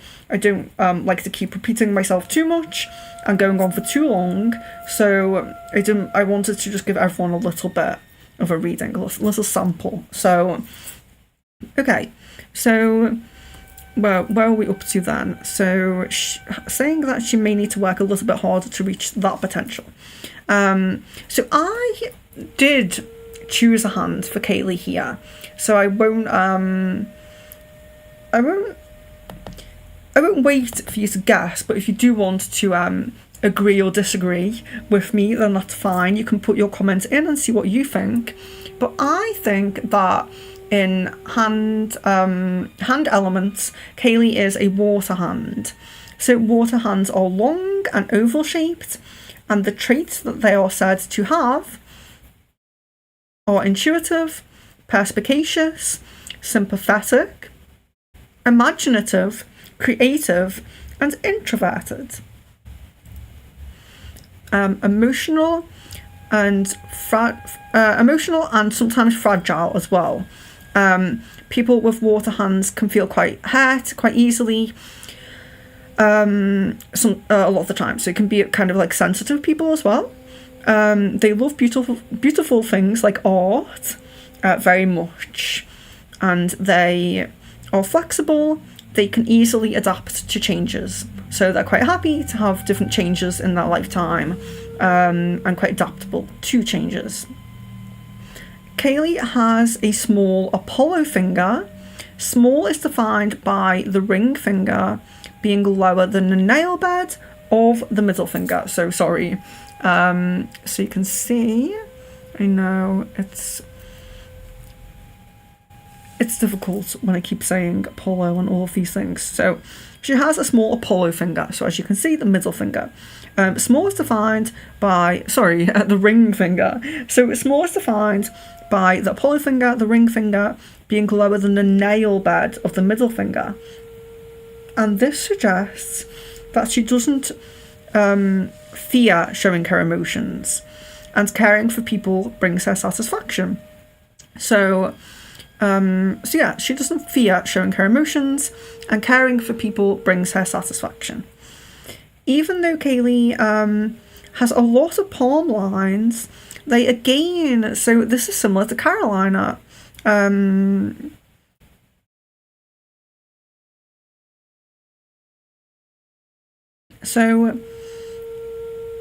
this is similar to it was Carolina. Yes, it was Carolina. The lines are similar on both hands. So if we remember that, like I said, the less dominant hand is supposed to be what God gives you, and the non-dominant what you do with it, or the less dominant is your potential, and the dominant is what you do with that potential. People with very similar lines, sharing a lot of identical lines between hands, can suggest that she is walking her fated path and ensuring she learns her important life lessons. A person with these lines may often feel like things were meant to be. So you may get that feeling a lot of the time that things were meant to be. And that is because you're quite closely following your path.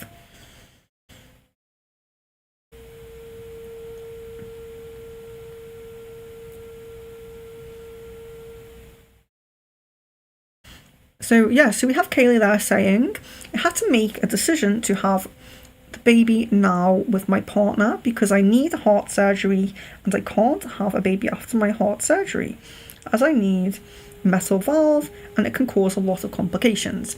Yes, so that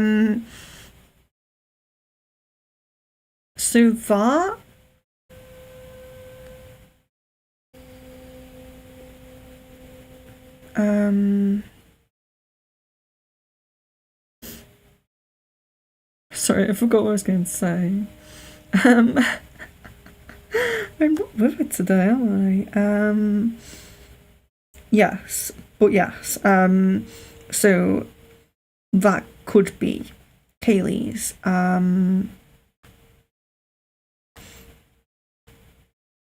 decision. So yeah, I think that's all I have here on Kaylee's one. But Kaylee, if you are up to here now, if you have caught up with us, do consider, or at least consider going back to just to the kind of intro part, because I will go over like some of the union lines and the travel lines and the yeah, I think that's it. I think the union lines and the travel lines. So I didn't get a side from Kaylee. So didn't actually, I can't tell from her hands, from the hand she sent me, the picture she sent me, what union lines she had, which I think they're always interesting. People always want to know their union or their marriage lines. And there is a children lines as well, but I didn't see that on Kaylee's. But what I will do is I will say it now, because Kaylee might be interested in this one since she's trying for a baby at the moment. So the children line, or the child lines, tend to be, where they say how many you will have, tends to be the most defined. So there's, it looks like I have quite a few. I get to have a lot of children. No, I have 3, but so kind of beneath the little finger, so the pinky finger. But actually, I might be doing the wrong hand, because it may be important for the child. I haven't looked into children lines too much, but because there's a few different beliefs about what that is and where they are. But one I was looking at is vertical lines on the mount of Mercury. Oh my gosh, sorry. So yes, the mount of Mercury, of course, is the pad beneath the Mercury finger, which is the little finger. If you have vertical lines in there, they can indicate like how many children you will have, which I definitely won't have 3. I would like 1 or 2, but yes, vertical lines in that area, some people say suggest children. Now, I don't really do children reading in my Bonnie and I didn't miss yours yet. I don't really do children reading in my palm readings at the moment, because I do think there's different kind of beliefs on it, but I also think that as well, it's one of those things with like I said, the what the gods give you and what you do with it. Like, is there kind of like are all your children predestined? So will they be on your less dominant hand? So should you look on the less dominant hand for the children lines? It's kind of deciding what you think about that and where to look for them. So that's Kaylee's hand. So yes, Bonnie, it's yours is now. So you didn't miss it. You actually woke up in time. So let's move. So like I do always say, these readings are sample readings. I just pick a few interesting lines on each person's hand out to talk about, and many of you share similar lines, and I'm not going to like be over repeating myself too much. So you will share similar lines and some unique lines, with other people. So it can be worth going back and watching the whole stream, or at least just the intro so you can see the union lines and the travel lines. But yeah, you're very welcome to just stay for your own. I'm not, I'm not going to make anyone watch the whole stream, but sometimes you get a more rounded reading when you do. But let's look at Bonnie's hands now. So here we have a couple of Bonnie's pictures here. So the fate line. So yes, so Bonnie, you have the Via Lasciva, which also Catherine had. So I did read that out before on Catherine's one. So, but you do have it quite strongly, so I will just read this back. I'll read it now just in case you don't want to go back. I will read that out. So, a vertical line on the Mount of Luna. Mount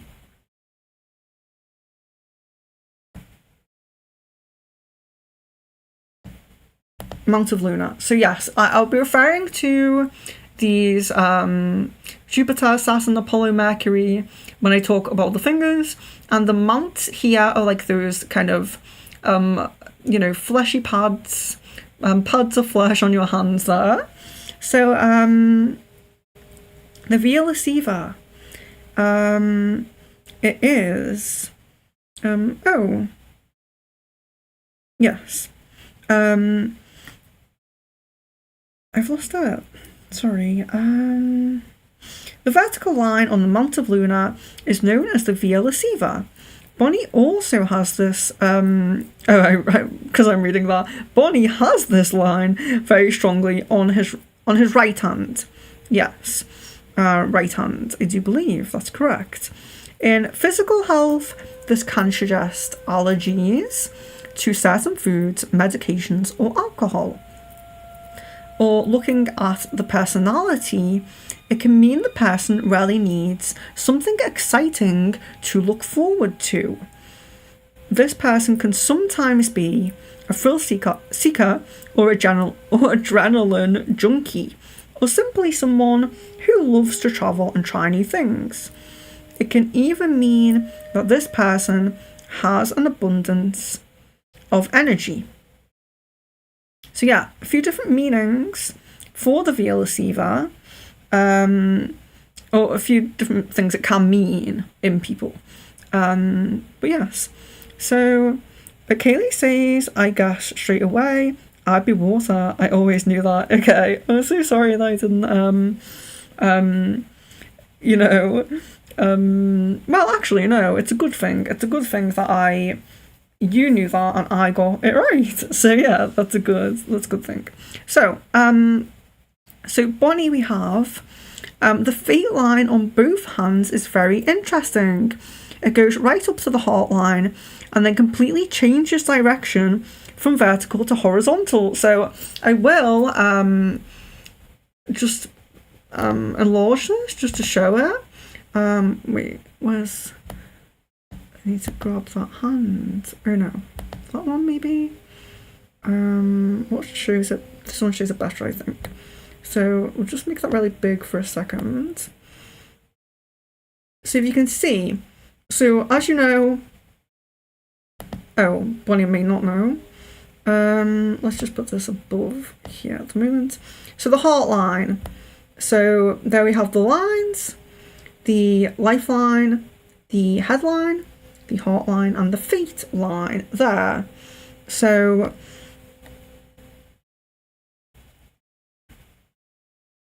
yeah, just take a moment to look at that. So the fate line, which of course, as you can see, is the purple line going up the centre, and we can see Bonnie's fate line going up the centre there. And then it goes completely, it touches the heart line, and then it goes off in this other direction, So it's a very interesting. So you may be looking at it and thinking, well, on this hand, the fate line seems to, because the fate line of course goes from the bottom there, so it goes up, it stops, then it re-emerges, so it's So it's in the same place, but further along. So if you know where I'm looking there, just underneath his headline, you can see where his fate line does break, but it starts exactly where it stops. So this is another interesting thing to look at with this fate line. So I hope you all know.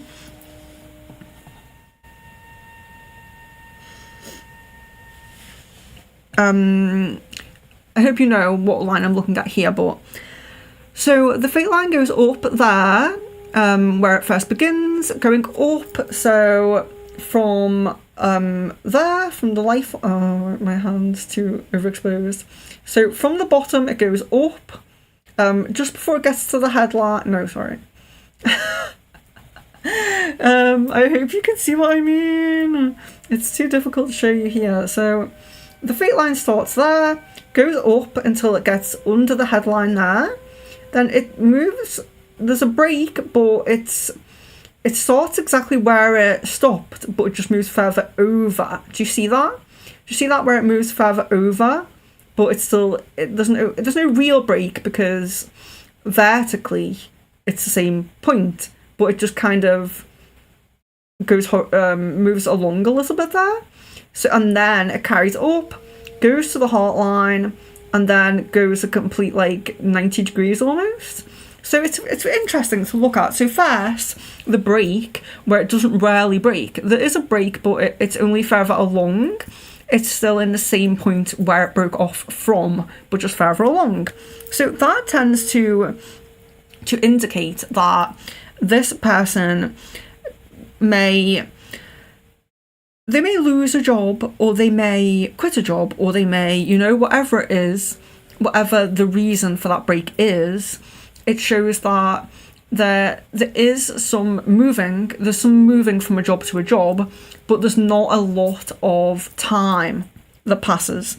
So it can be that if you were to be fired or something like that, you find it easy to get this other job. It would be very small, if any, wait. So it tends to be someone who, at this point in their life, this point where this break is, they very quickly get this new job. Could even be that they're applying for a job while they're in a job, and they move very smoothly. There's not a lot of time between this move. So again, like I said, in a bigger reading, you could age the hand, and you could age the hand, and you could see where that is. And if I was giving a full reading, I could have aged the hand, and I could say, this looks like it was around when you were about 20 years old, and he could say, oh yeah, so when I was 21, this happened, and you can kind of confirm what you're seeing in the lines. Sorry, when you age the hand a little bit there. But the most interesting thing I thought was where it really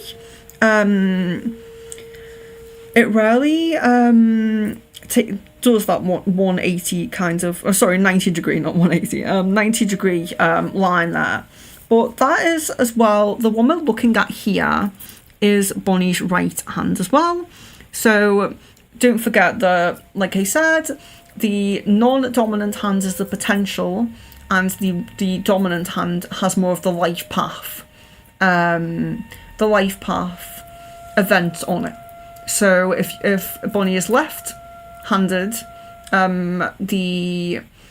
it may not be the same. So it may not be the same, but both the fate lines do this at the top that I'm talking about, so where it goes at a 90 degree angle there. Both of them do that, but that break may not be on both hands. So so a fate line that stops at the heart line can indicate that your career is influenced by your emotions or your love path. So this can be someone who had a career, really, someone who has a really kind of, a fixed, stable career in a certain place, but then their partner, they have to leave it for their partner, or for some reason, their partner might want to move, their partner might get sick or something like that. They leave the job to look after them, or they leave the job to go move with this partner. So it can be influenced by your emotions or your love path.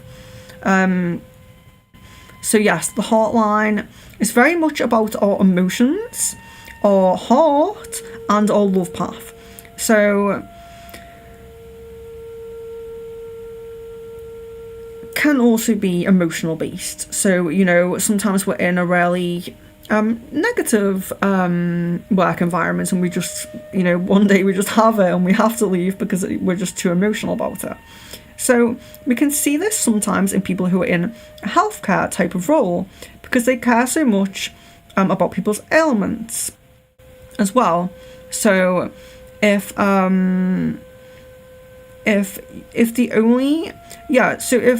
something that has a drastic change on your work path could be your empathy. So like I said, your emotions, your empathy. Sometimes people in a healthcare role have this similar kind of lines because they care so much about people's ailments, but can also indicate that he may change or leave a career to care for someone close to him, or he may change or leave a career to be with someone he loves, such as a partner got a job opportunity abroad and he would happily put his partner's career before his own. Yes, so a drastic change on the fate line due to the partner, or due to emotions, the partner, or having to care for someone, something to do with emotions or the partner.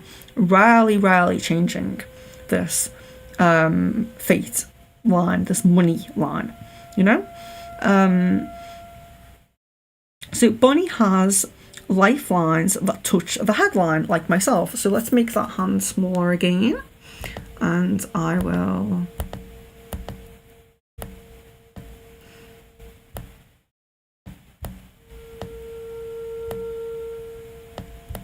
I'll put that back there, and I'll just remove this for now. So Bonnie has lifelines that touch the headline. So when I drew my so here is my lifeline here, and there is my headline, the second one there, and you can see that they very clearly touch each other. They become one line at the beginning there, very clearly one line, like Bonnie's. So that indicates that we are cautious and we tend to think before acting. So we tend to think before we act. Bonnie has a long Jupiter finger, or index finger, so I'll put the hand map up anyway, but Bonnie has a long Jupiter finger or index finger, which is characterised by the top of the finger coming higher than the base of the nail on the middle finger. So where the base of the nail on the middle finger is, if the index finger is above that, reaches above that, it's characterised as a long Jupiter finger. This would usually suggest that he likes to test his limits. He isn't someone who puts others on a pedestal, in the sense that if he truly wanted to accomplish something, he knows that he is able to if he puts his mind to it. So some people kind of think that other people are more capable than them, like I could never do that. Even though we're all human, we all have the same, capability to learn and to to get achievements, basically, to achieve things. So Bonnie does suggest that Bonnie does know that if he really did want to achieve something, he could do that. So Bonnie has also quite deep and wide lines, which suggests he may have strong likes and dislikes. He may know exactly what he wants, he may understand his value, and he may set good boundaries with people. He also has wide fingernails, which suggests reliability.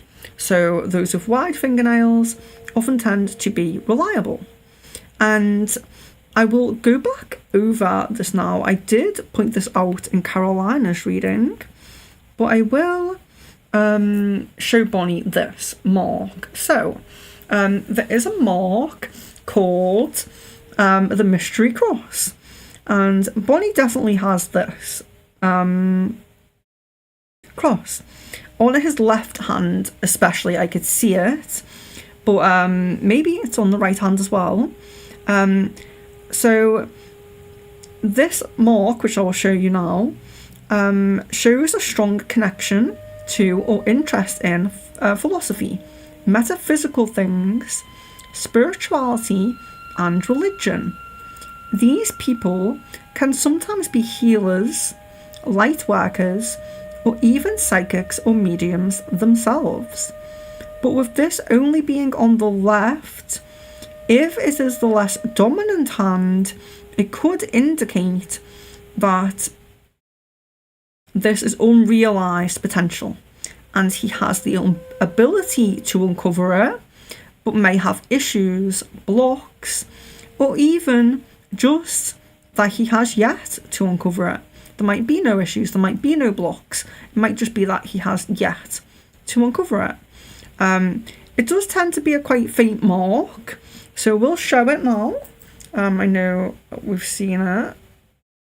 Some of us have seen it before. So it's this mark there. So it's very commonly in the very central between, it's always between the heart and the headlines. The heart and the heart and the headline there, and the lower one there. So it's very often very, very central. And I did see this on Bonnie's left hand, but maybe it's on both. You can let me know. So yes, so that's what I have for Bonnie. Besides, we will check the hand element. So what are we thinking? So there is our hand element there. Which hand do we think Bonnie has? And we'll then read the traits of that hand out.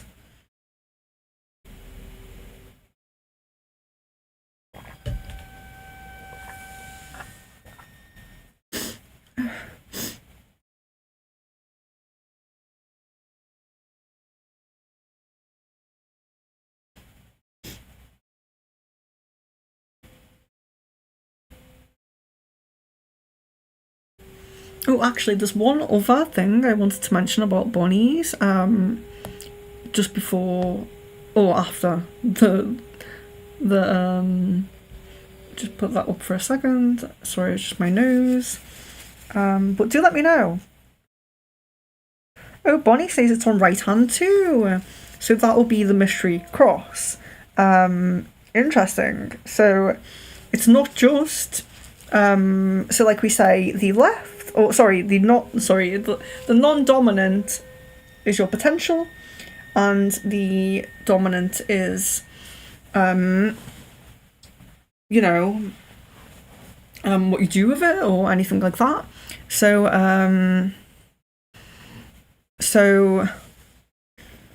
if it's on both hands, then it's more prominent. So you're probably more likely to be a spiritual person, to be a light worker in some way.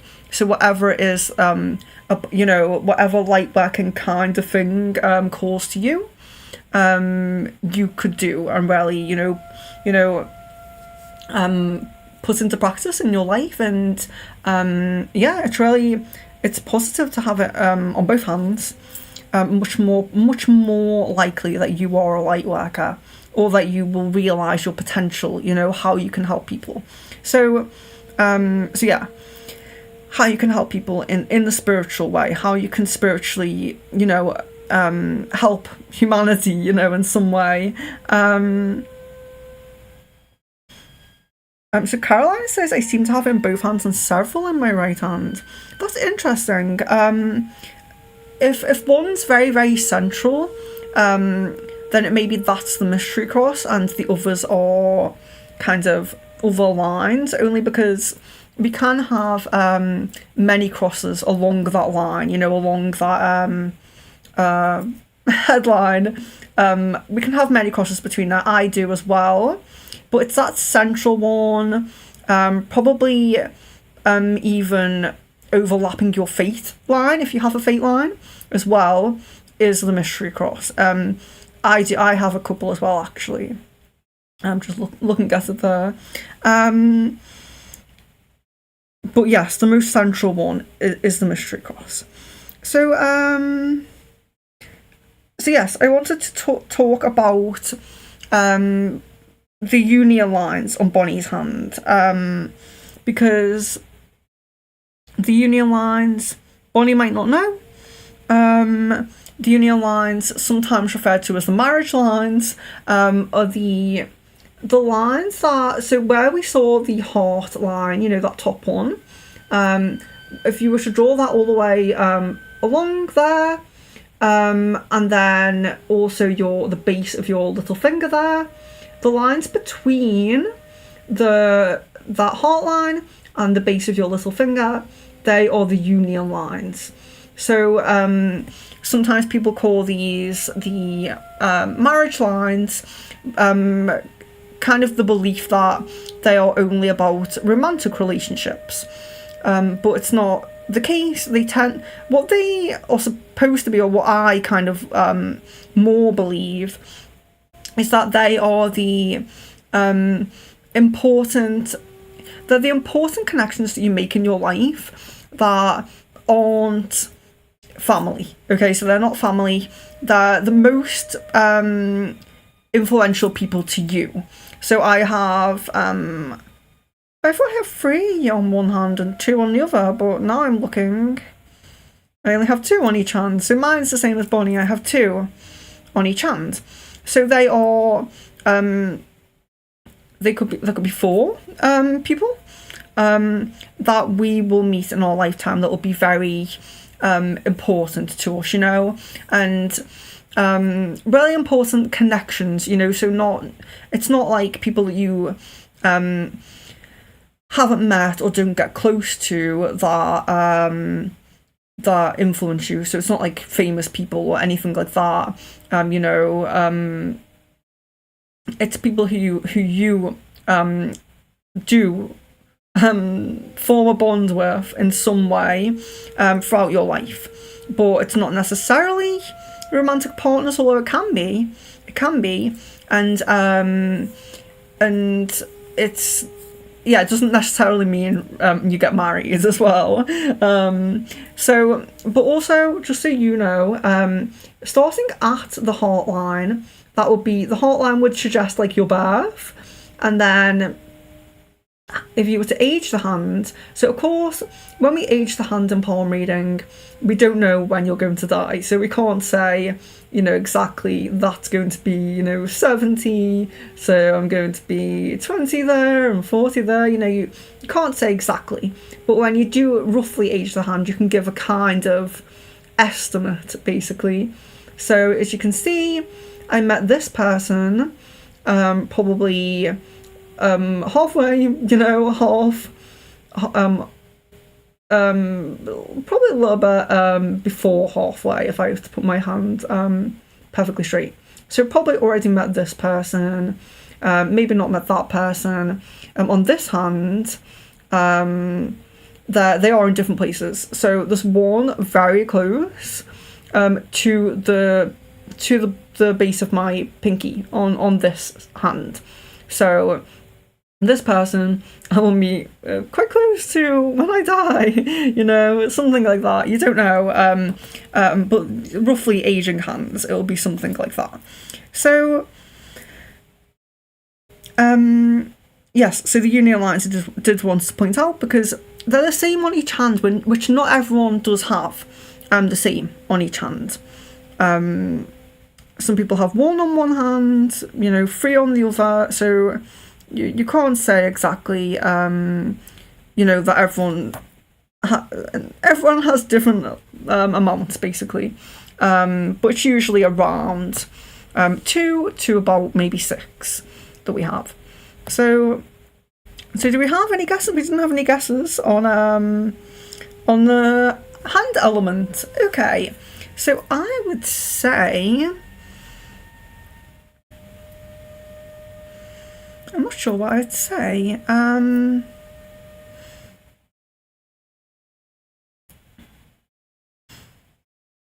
don't know whether maybe air or earth, because it's all about proportion. So Leon just says, I think. Air or earth, because it's all about the proportion. So earth, although earth do tend to be bigger hands, tend to be, Leon has an earth hand. It's all about proportion. So although the earth does tend to be those bigger hands, commonly like a man's hand, it's still proportion is still important. So on the air hand, the fingers are a little bit longer. See, on the earth, the palm and the fingers are about the same length, which is true for Leon's hand. But would you say it is for this hand? I don't know, I might agree that it might be earth, So, Bonnie, what do you think? Would you say your palm is the same length as your fingers, or would you say your fingers are, a bit longer than your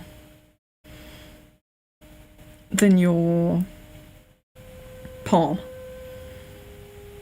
But also, I suppose, also looking at the form as well. I don't know. Earth or air? We'll see what Bonnie thinks.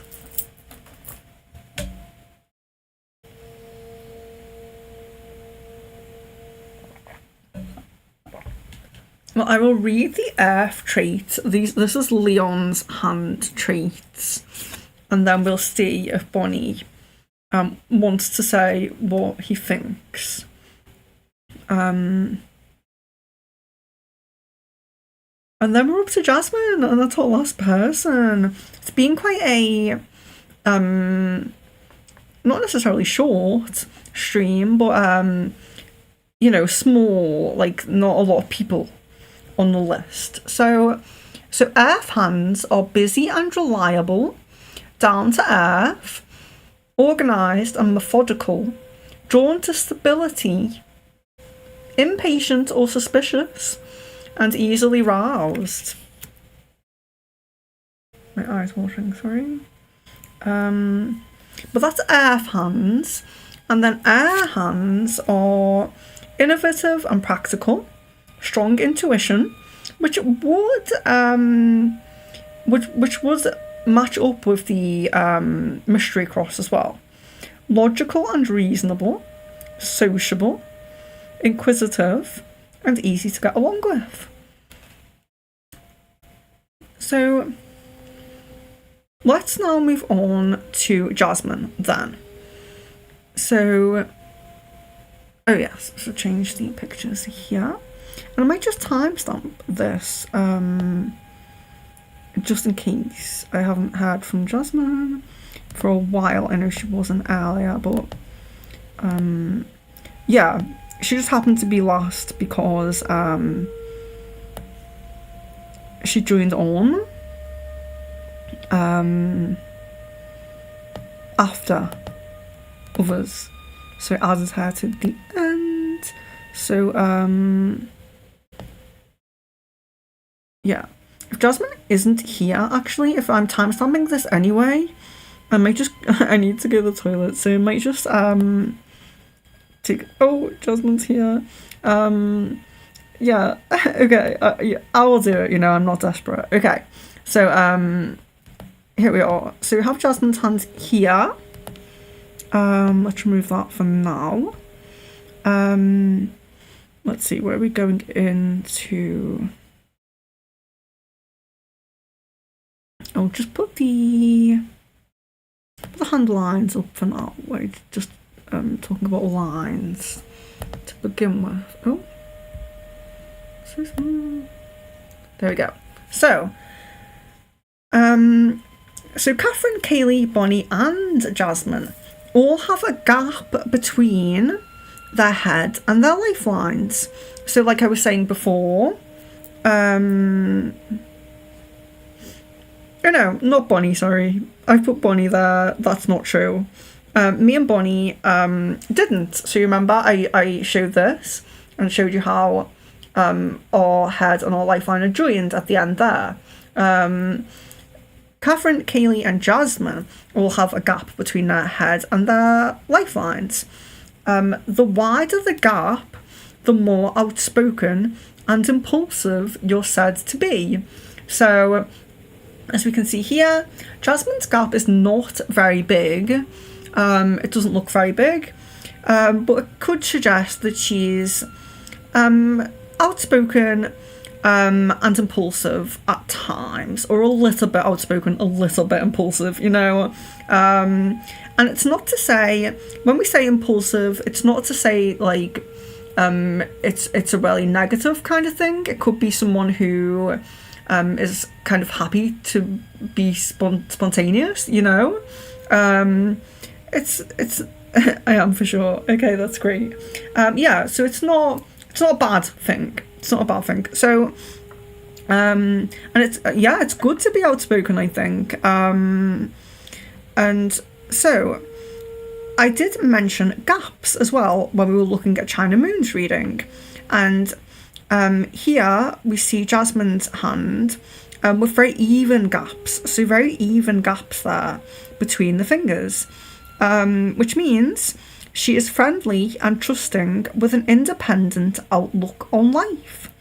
So, yes, friendly and trusting with an independent outlook on life.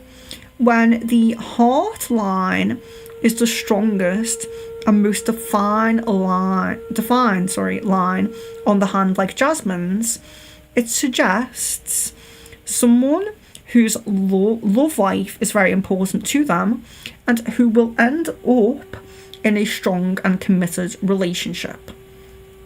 So it doesn't necessarily indicate, you know, it's not really one of those things where you can age it, like when it will happen. But because it's quite strong and it's the strongest line, it just kind of suggests that she will at some point end up in a very strong and committed relationship, with no real indication as to when that will be on the life path. But you know, she could be in it now. She could be in it, in the next month. It's not really something you can age when it's just the strongest line on the hand, but it does suggest that a strong and committed relationship is definitely on the cards. So we can also see clearly that Jasmine has 2 union lines. So as I said, the union lines aren't necessarily romantic relationships, but they are very important non-family relationships. Their distance between the heart line and the Mercury finger. Yeah, so I've just gone over that with Bonnie, so sorry. I think I forgot that I'd assigned this to Jasmine's hand and kind of got ahead of myself talking about that with Bonnie's. So really sorry to Jasmine for that. But you do have those 2 lines on the right side, I can see.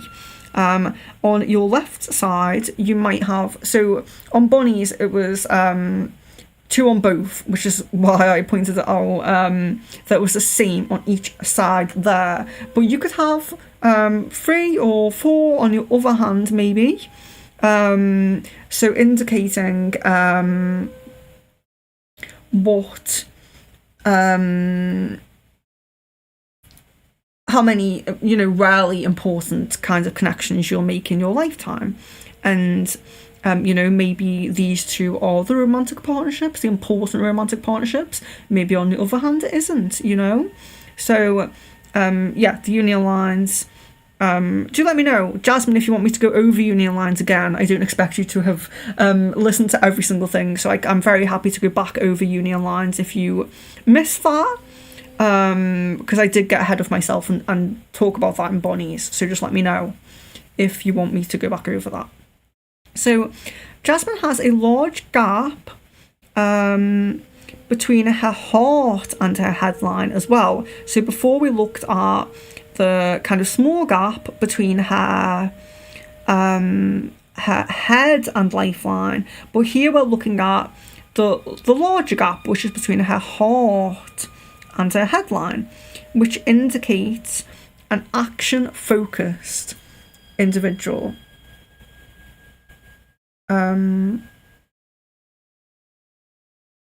Is that yes to go over?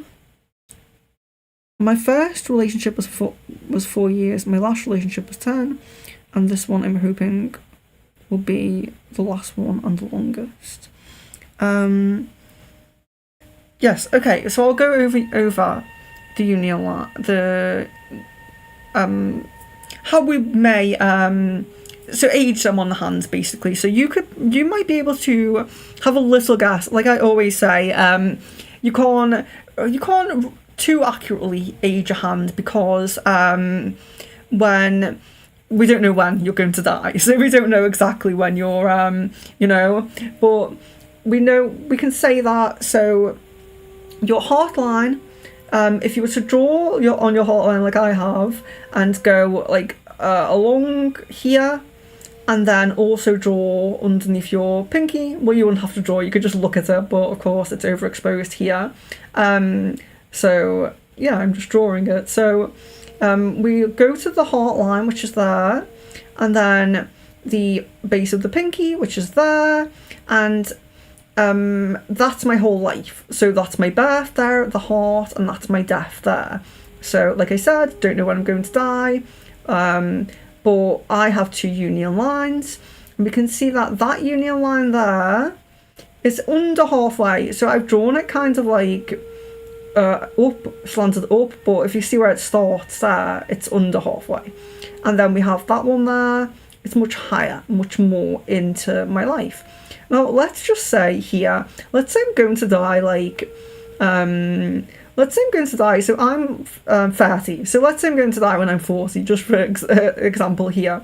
So this person I will have met when I'm maybe between 10 and 15, then this person when I'm around my 20, 25 maybe, and then there we go, I die there. So that's kind of how we age the palms, like that. So you could probably do it like, put that as the average like lifespan if you're quite a healthy person.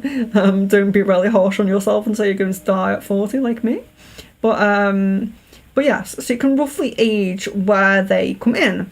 And they're union lines, so they can be romantic relationships, they can be. So this could be like your first love, and then this could be, that person you end up with forever. They can be romantic relationships, but they're not always. They're non-family relationships. So they can be friendships.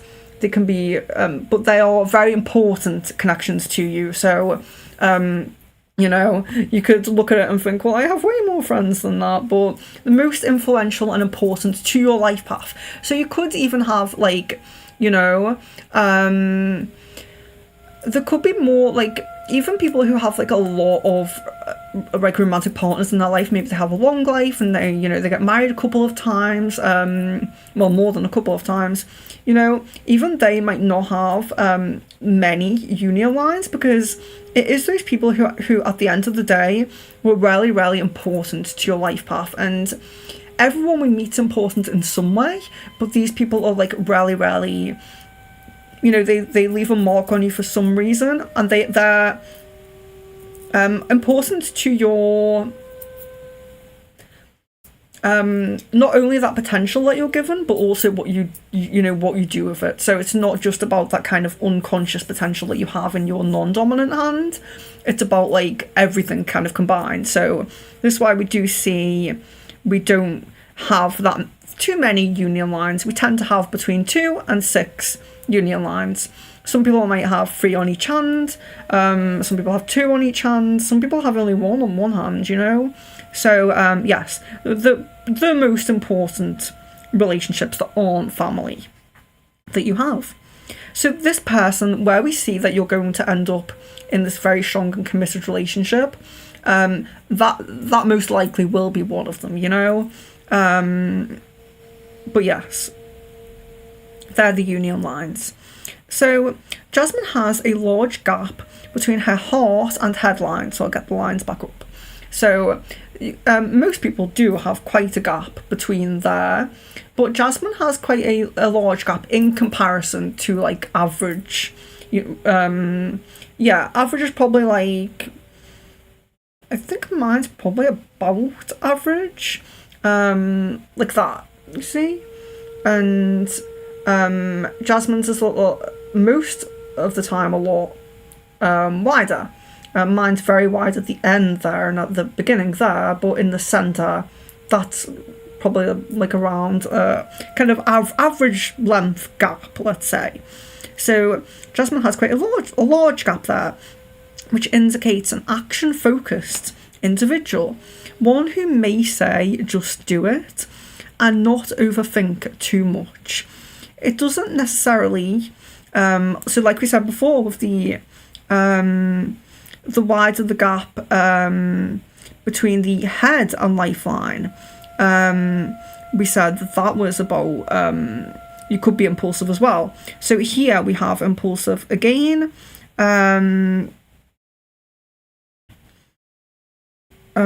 impulsive, someone who doesn't really overthink and can be a bit impulsive or spontaneous.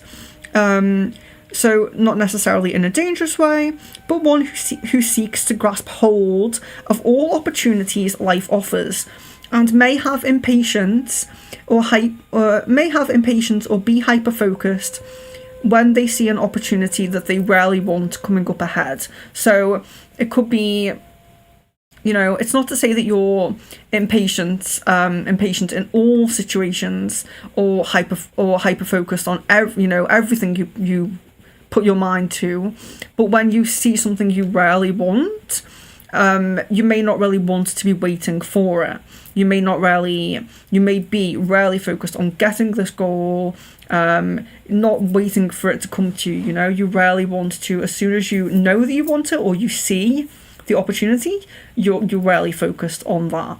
The money line stops at the wisdom line. So so you can actually see, even on the picture being that small as it is, you can see the money line, the fate line, which is indicated in the purple line on that picture. It stops at the wisdom line, or the head line, as I've been calling it.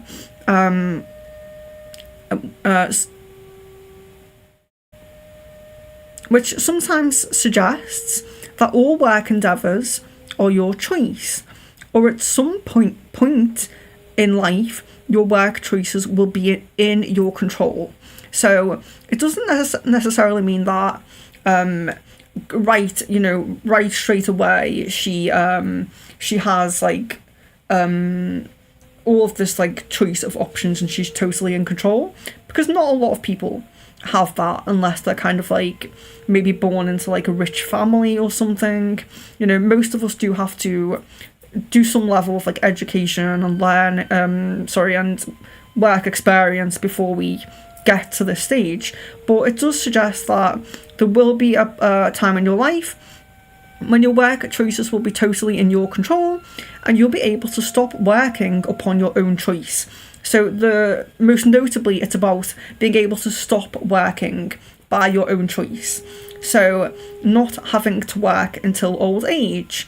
So most commonly with this, it is because of your own doing. So it is because you've,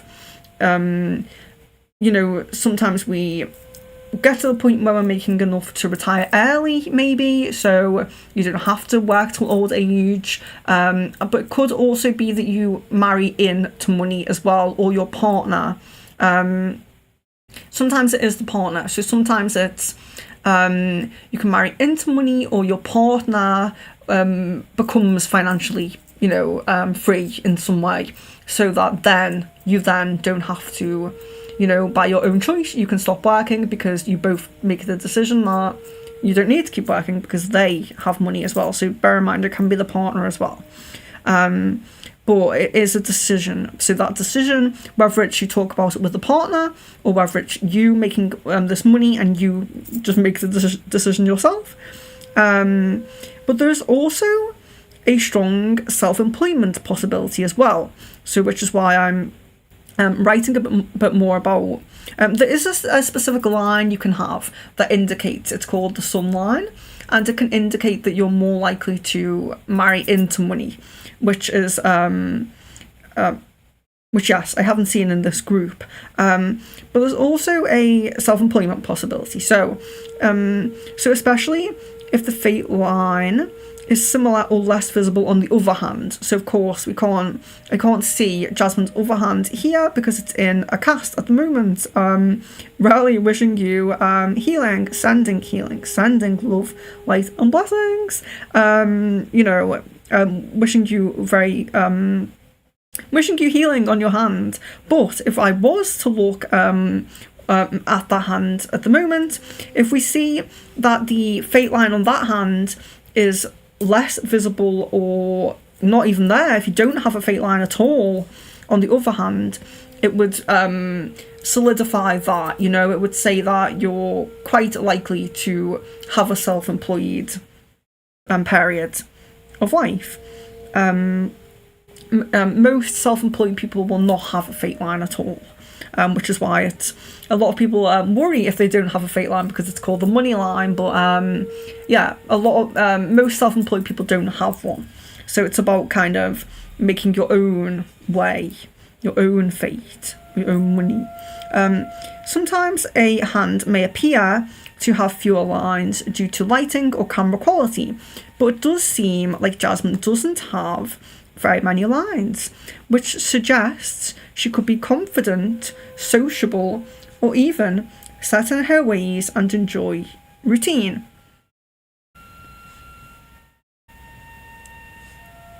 There's also, what we see as well, is quite a defined amount of Luna. So it's quite defined there at the bottom. If we see the amount of Luna,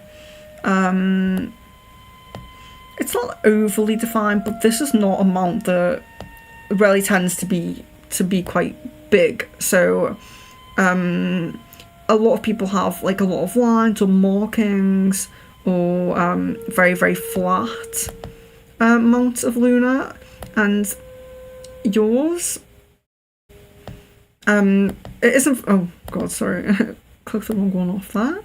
So yours doesn't seem to crease at all, and we can see it at the bottom. It's looking quite defined at the very bottom there at the base. So on this picture here where it says Pluto even, so maybe could even look into to find Pluto mount, but it's a little bit bigger than just the Pluto there, so it does seem like it's more lunar.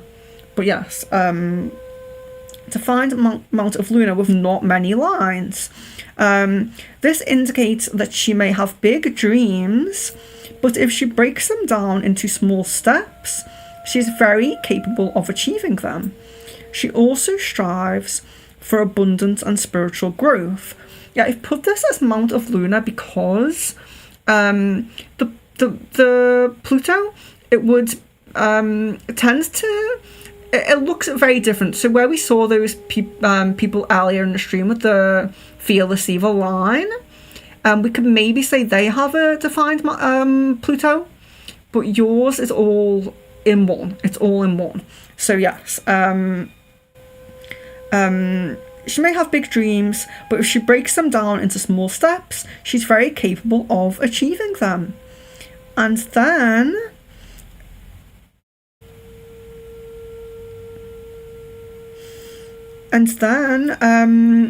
we would just be now saying what hand do we think that Jasmine has?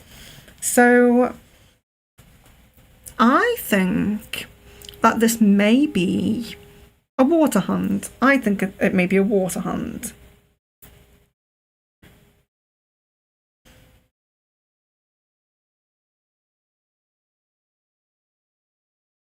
And I haven't put, just while you're looking at that, I haven't put Jasmine's side hand on here.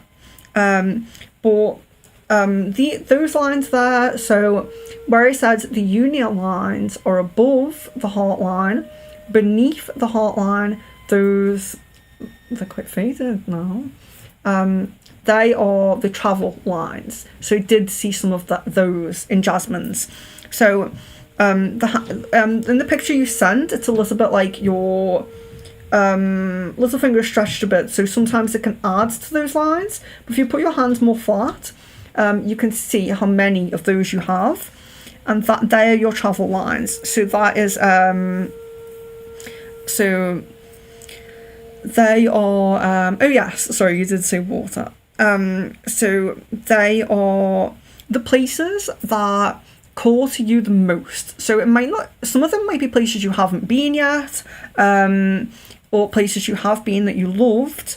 It's those places that we rarely love. So it could be it can be cities, it can be countries, you know, places that rarely call to you, or places that rarely had a profound impact on you.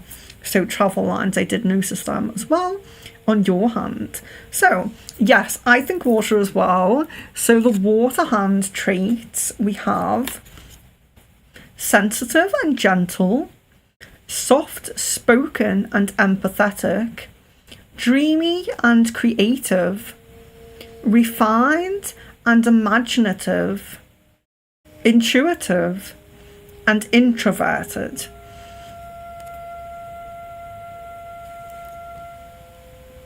So yes, so that is Jasmine's hand.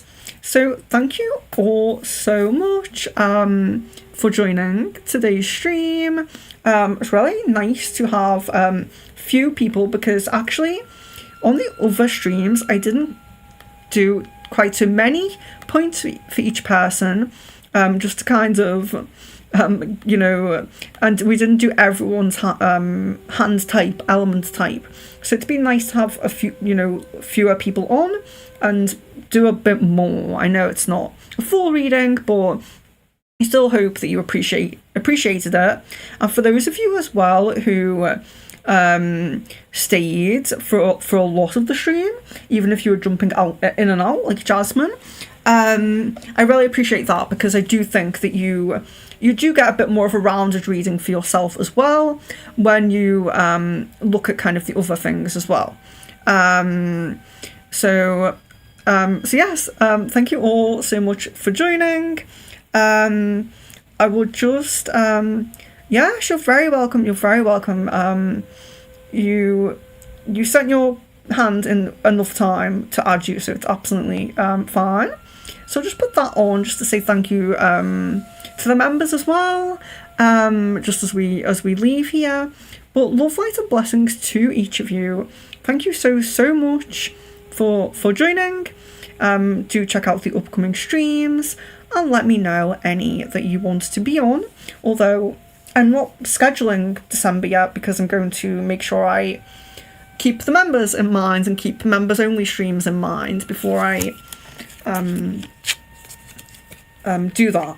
So I'm going to focus more on members only streams next month, December. So yes, and again, one thing, sorry, suggestions just before you go. If any of you do have suggestions for any streams you would like to see, feel free to get in touch with me for that.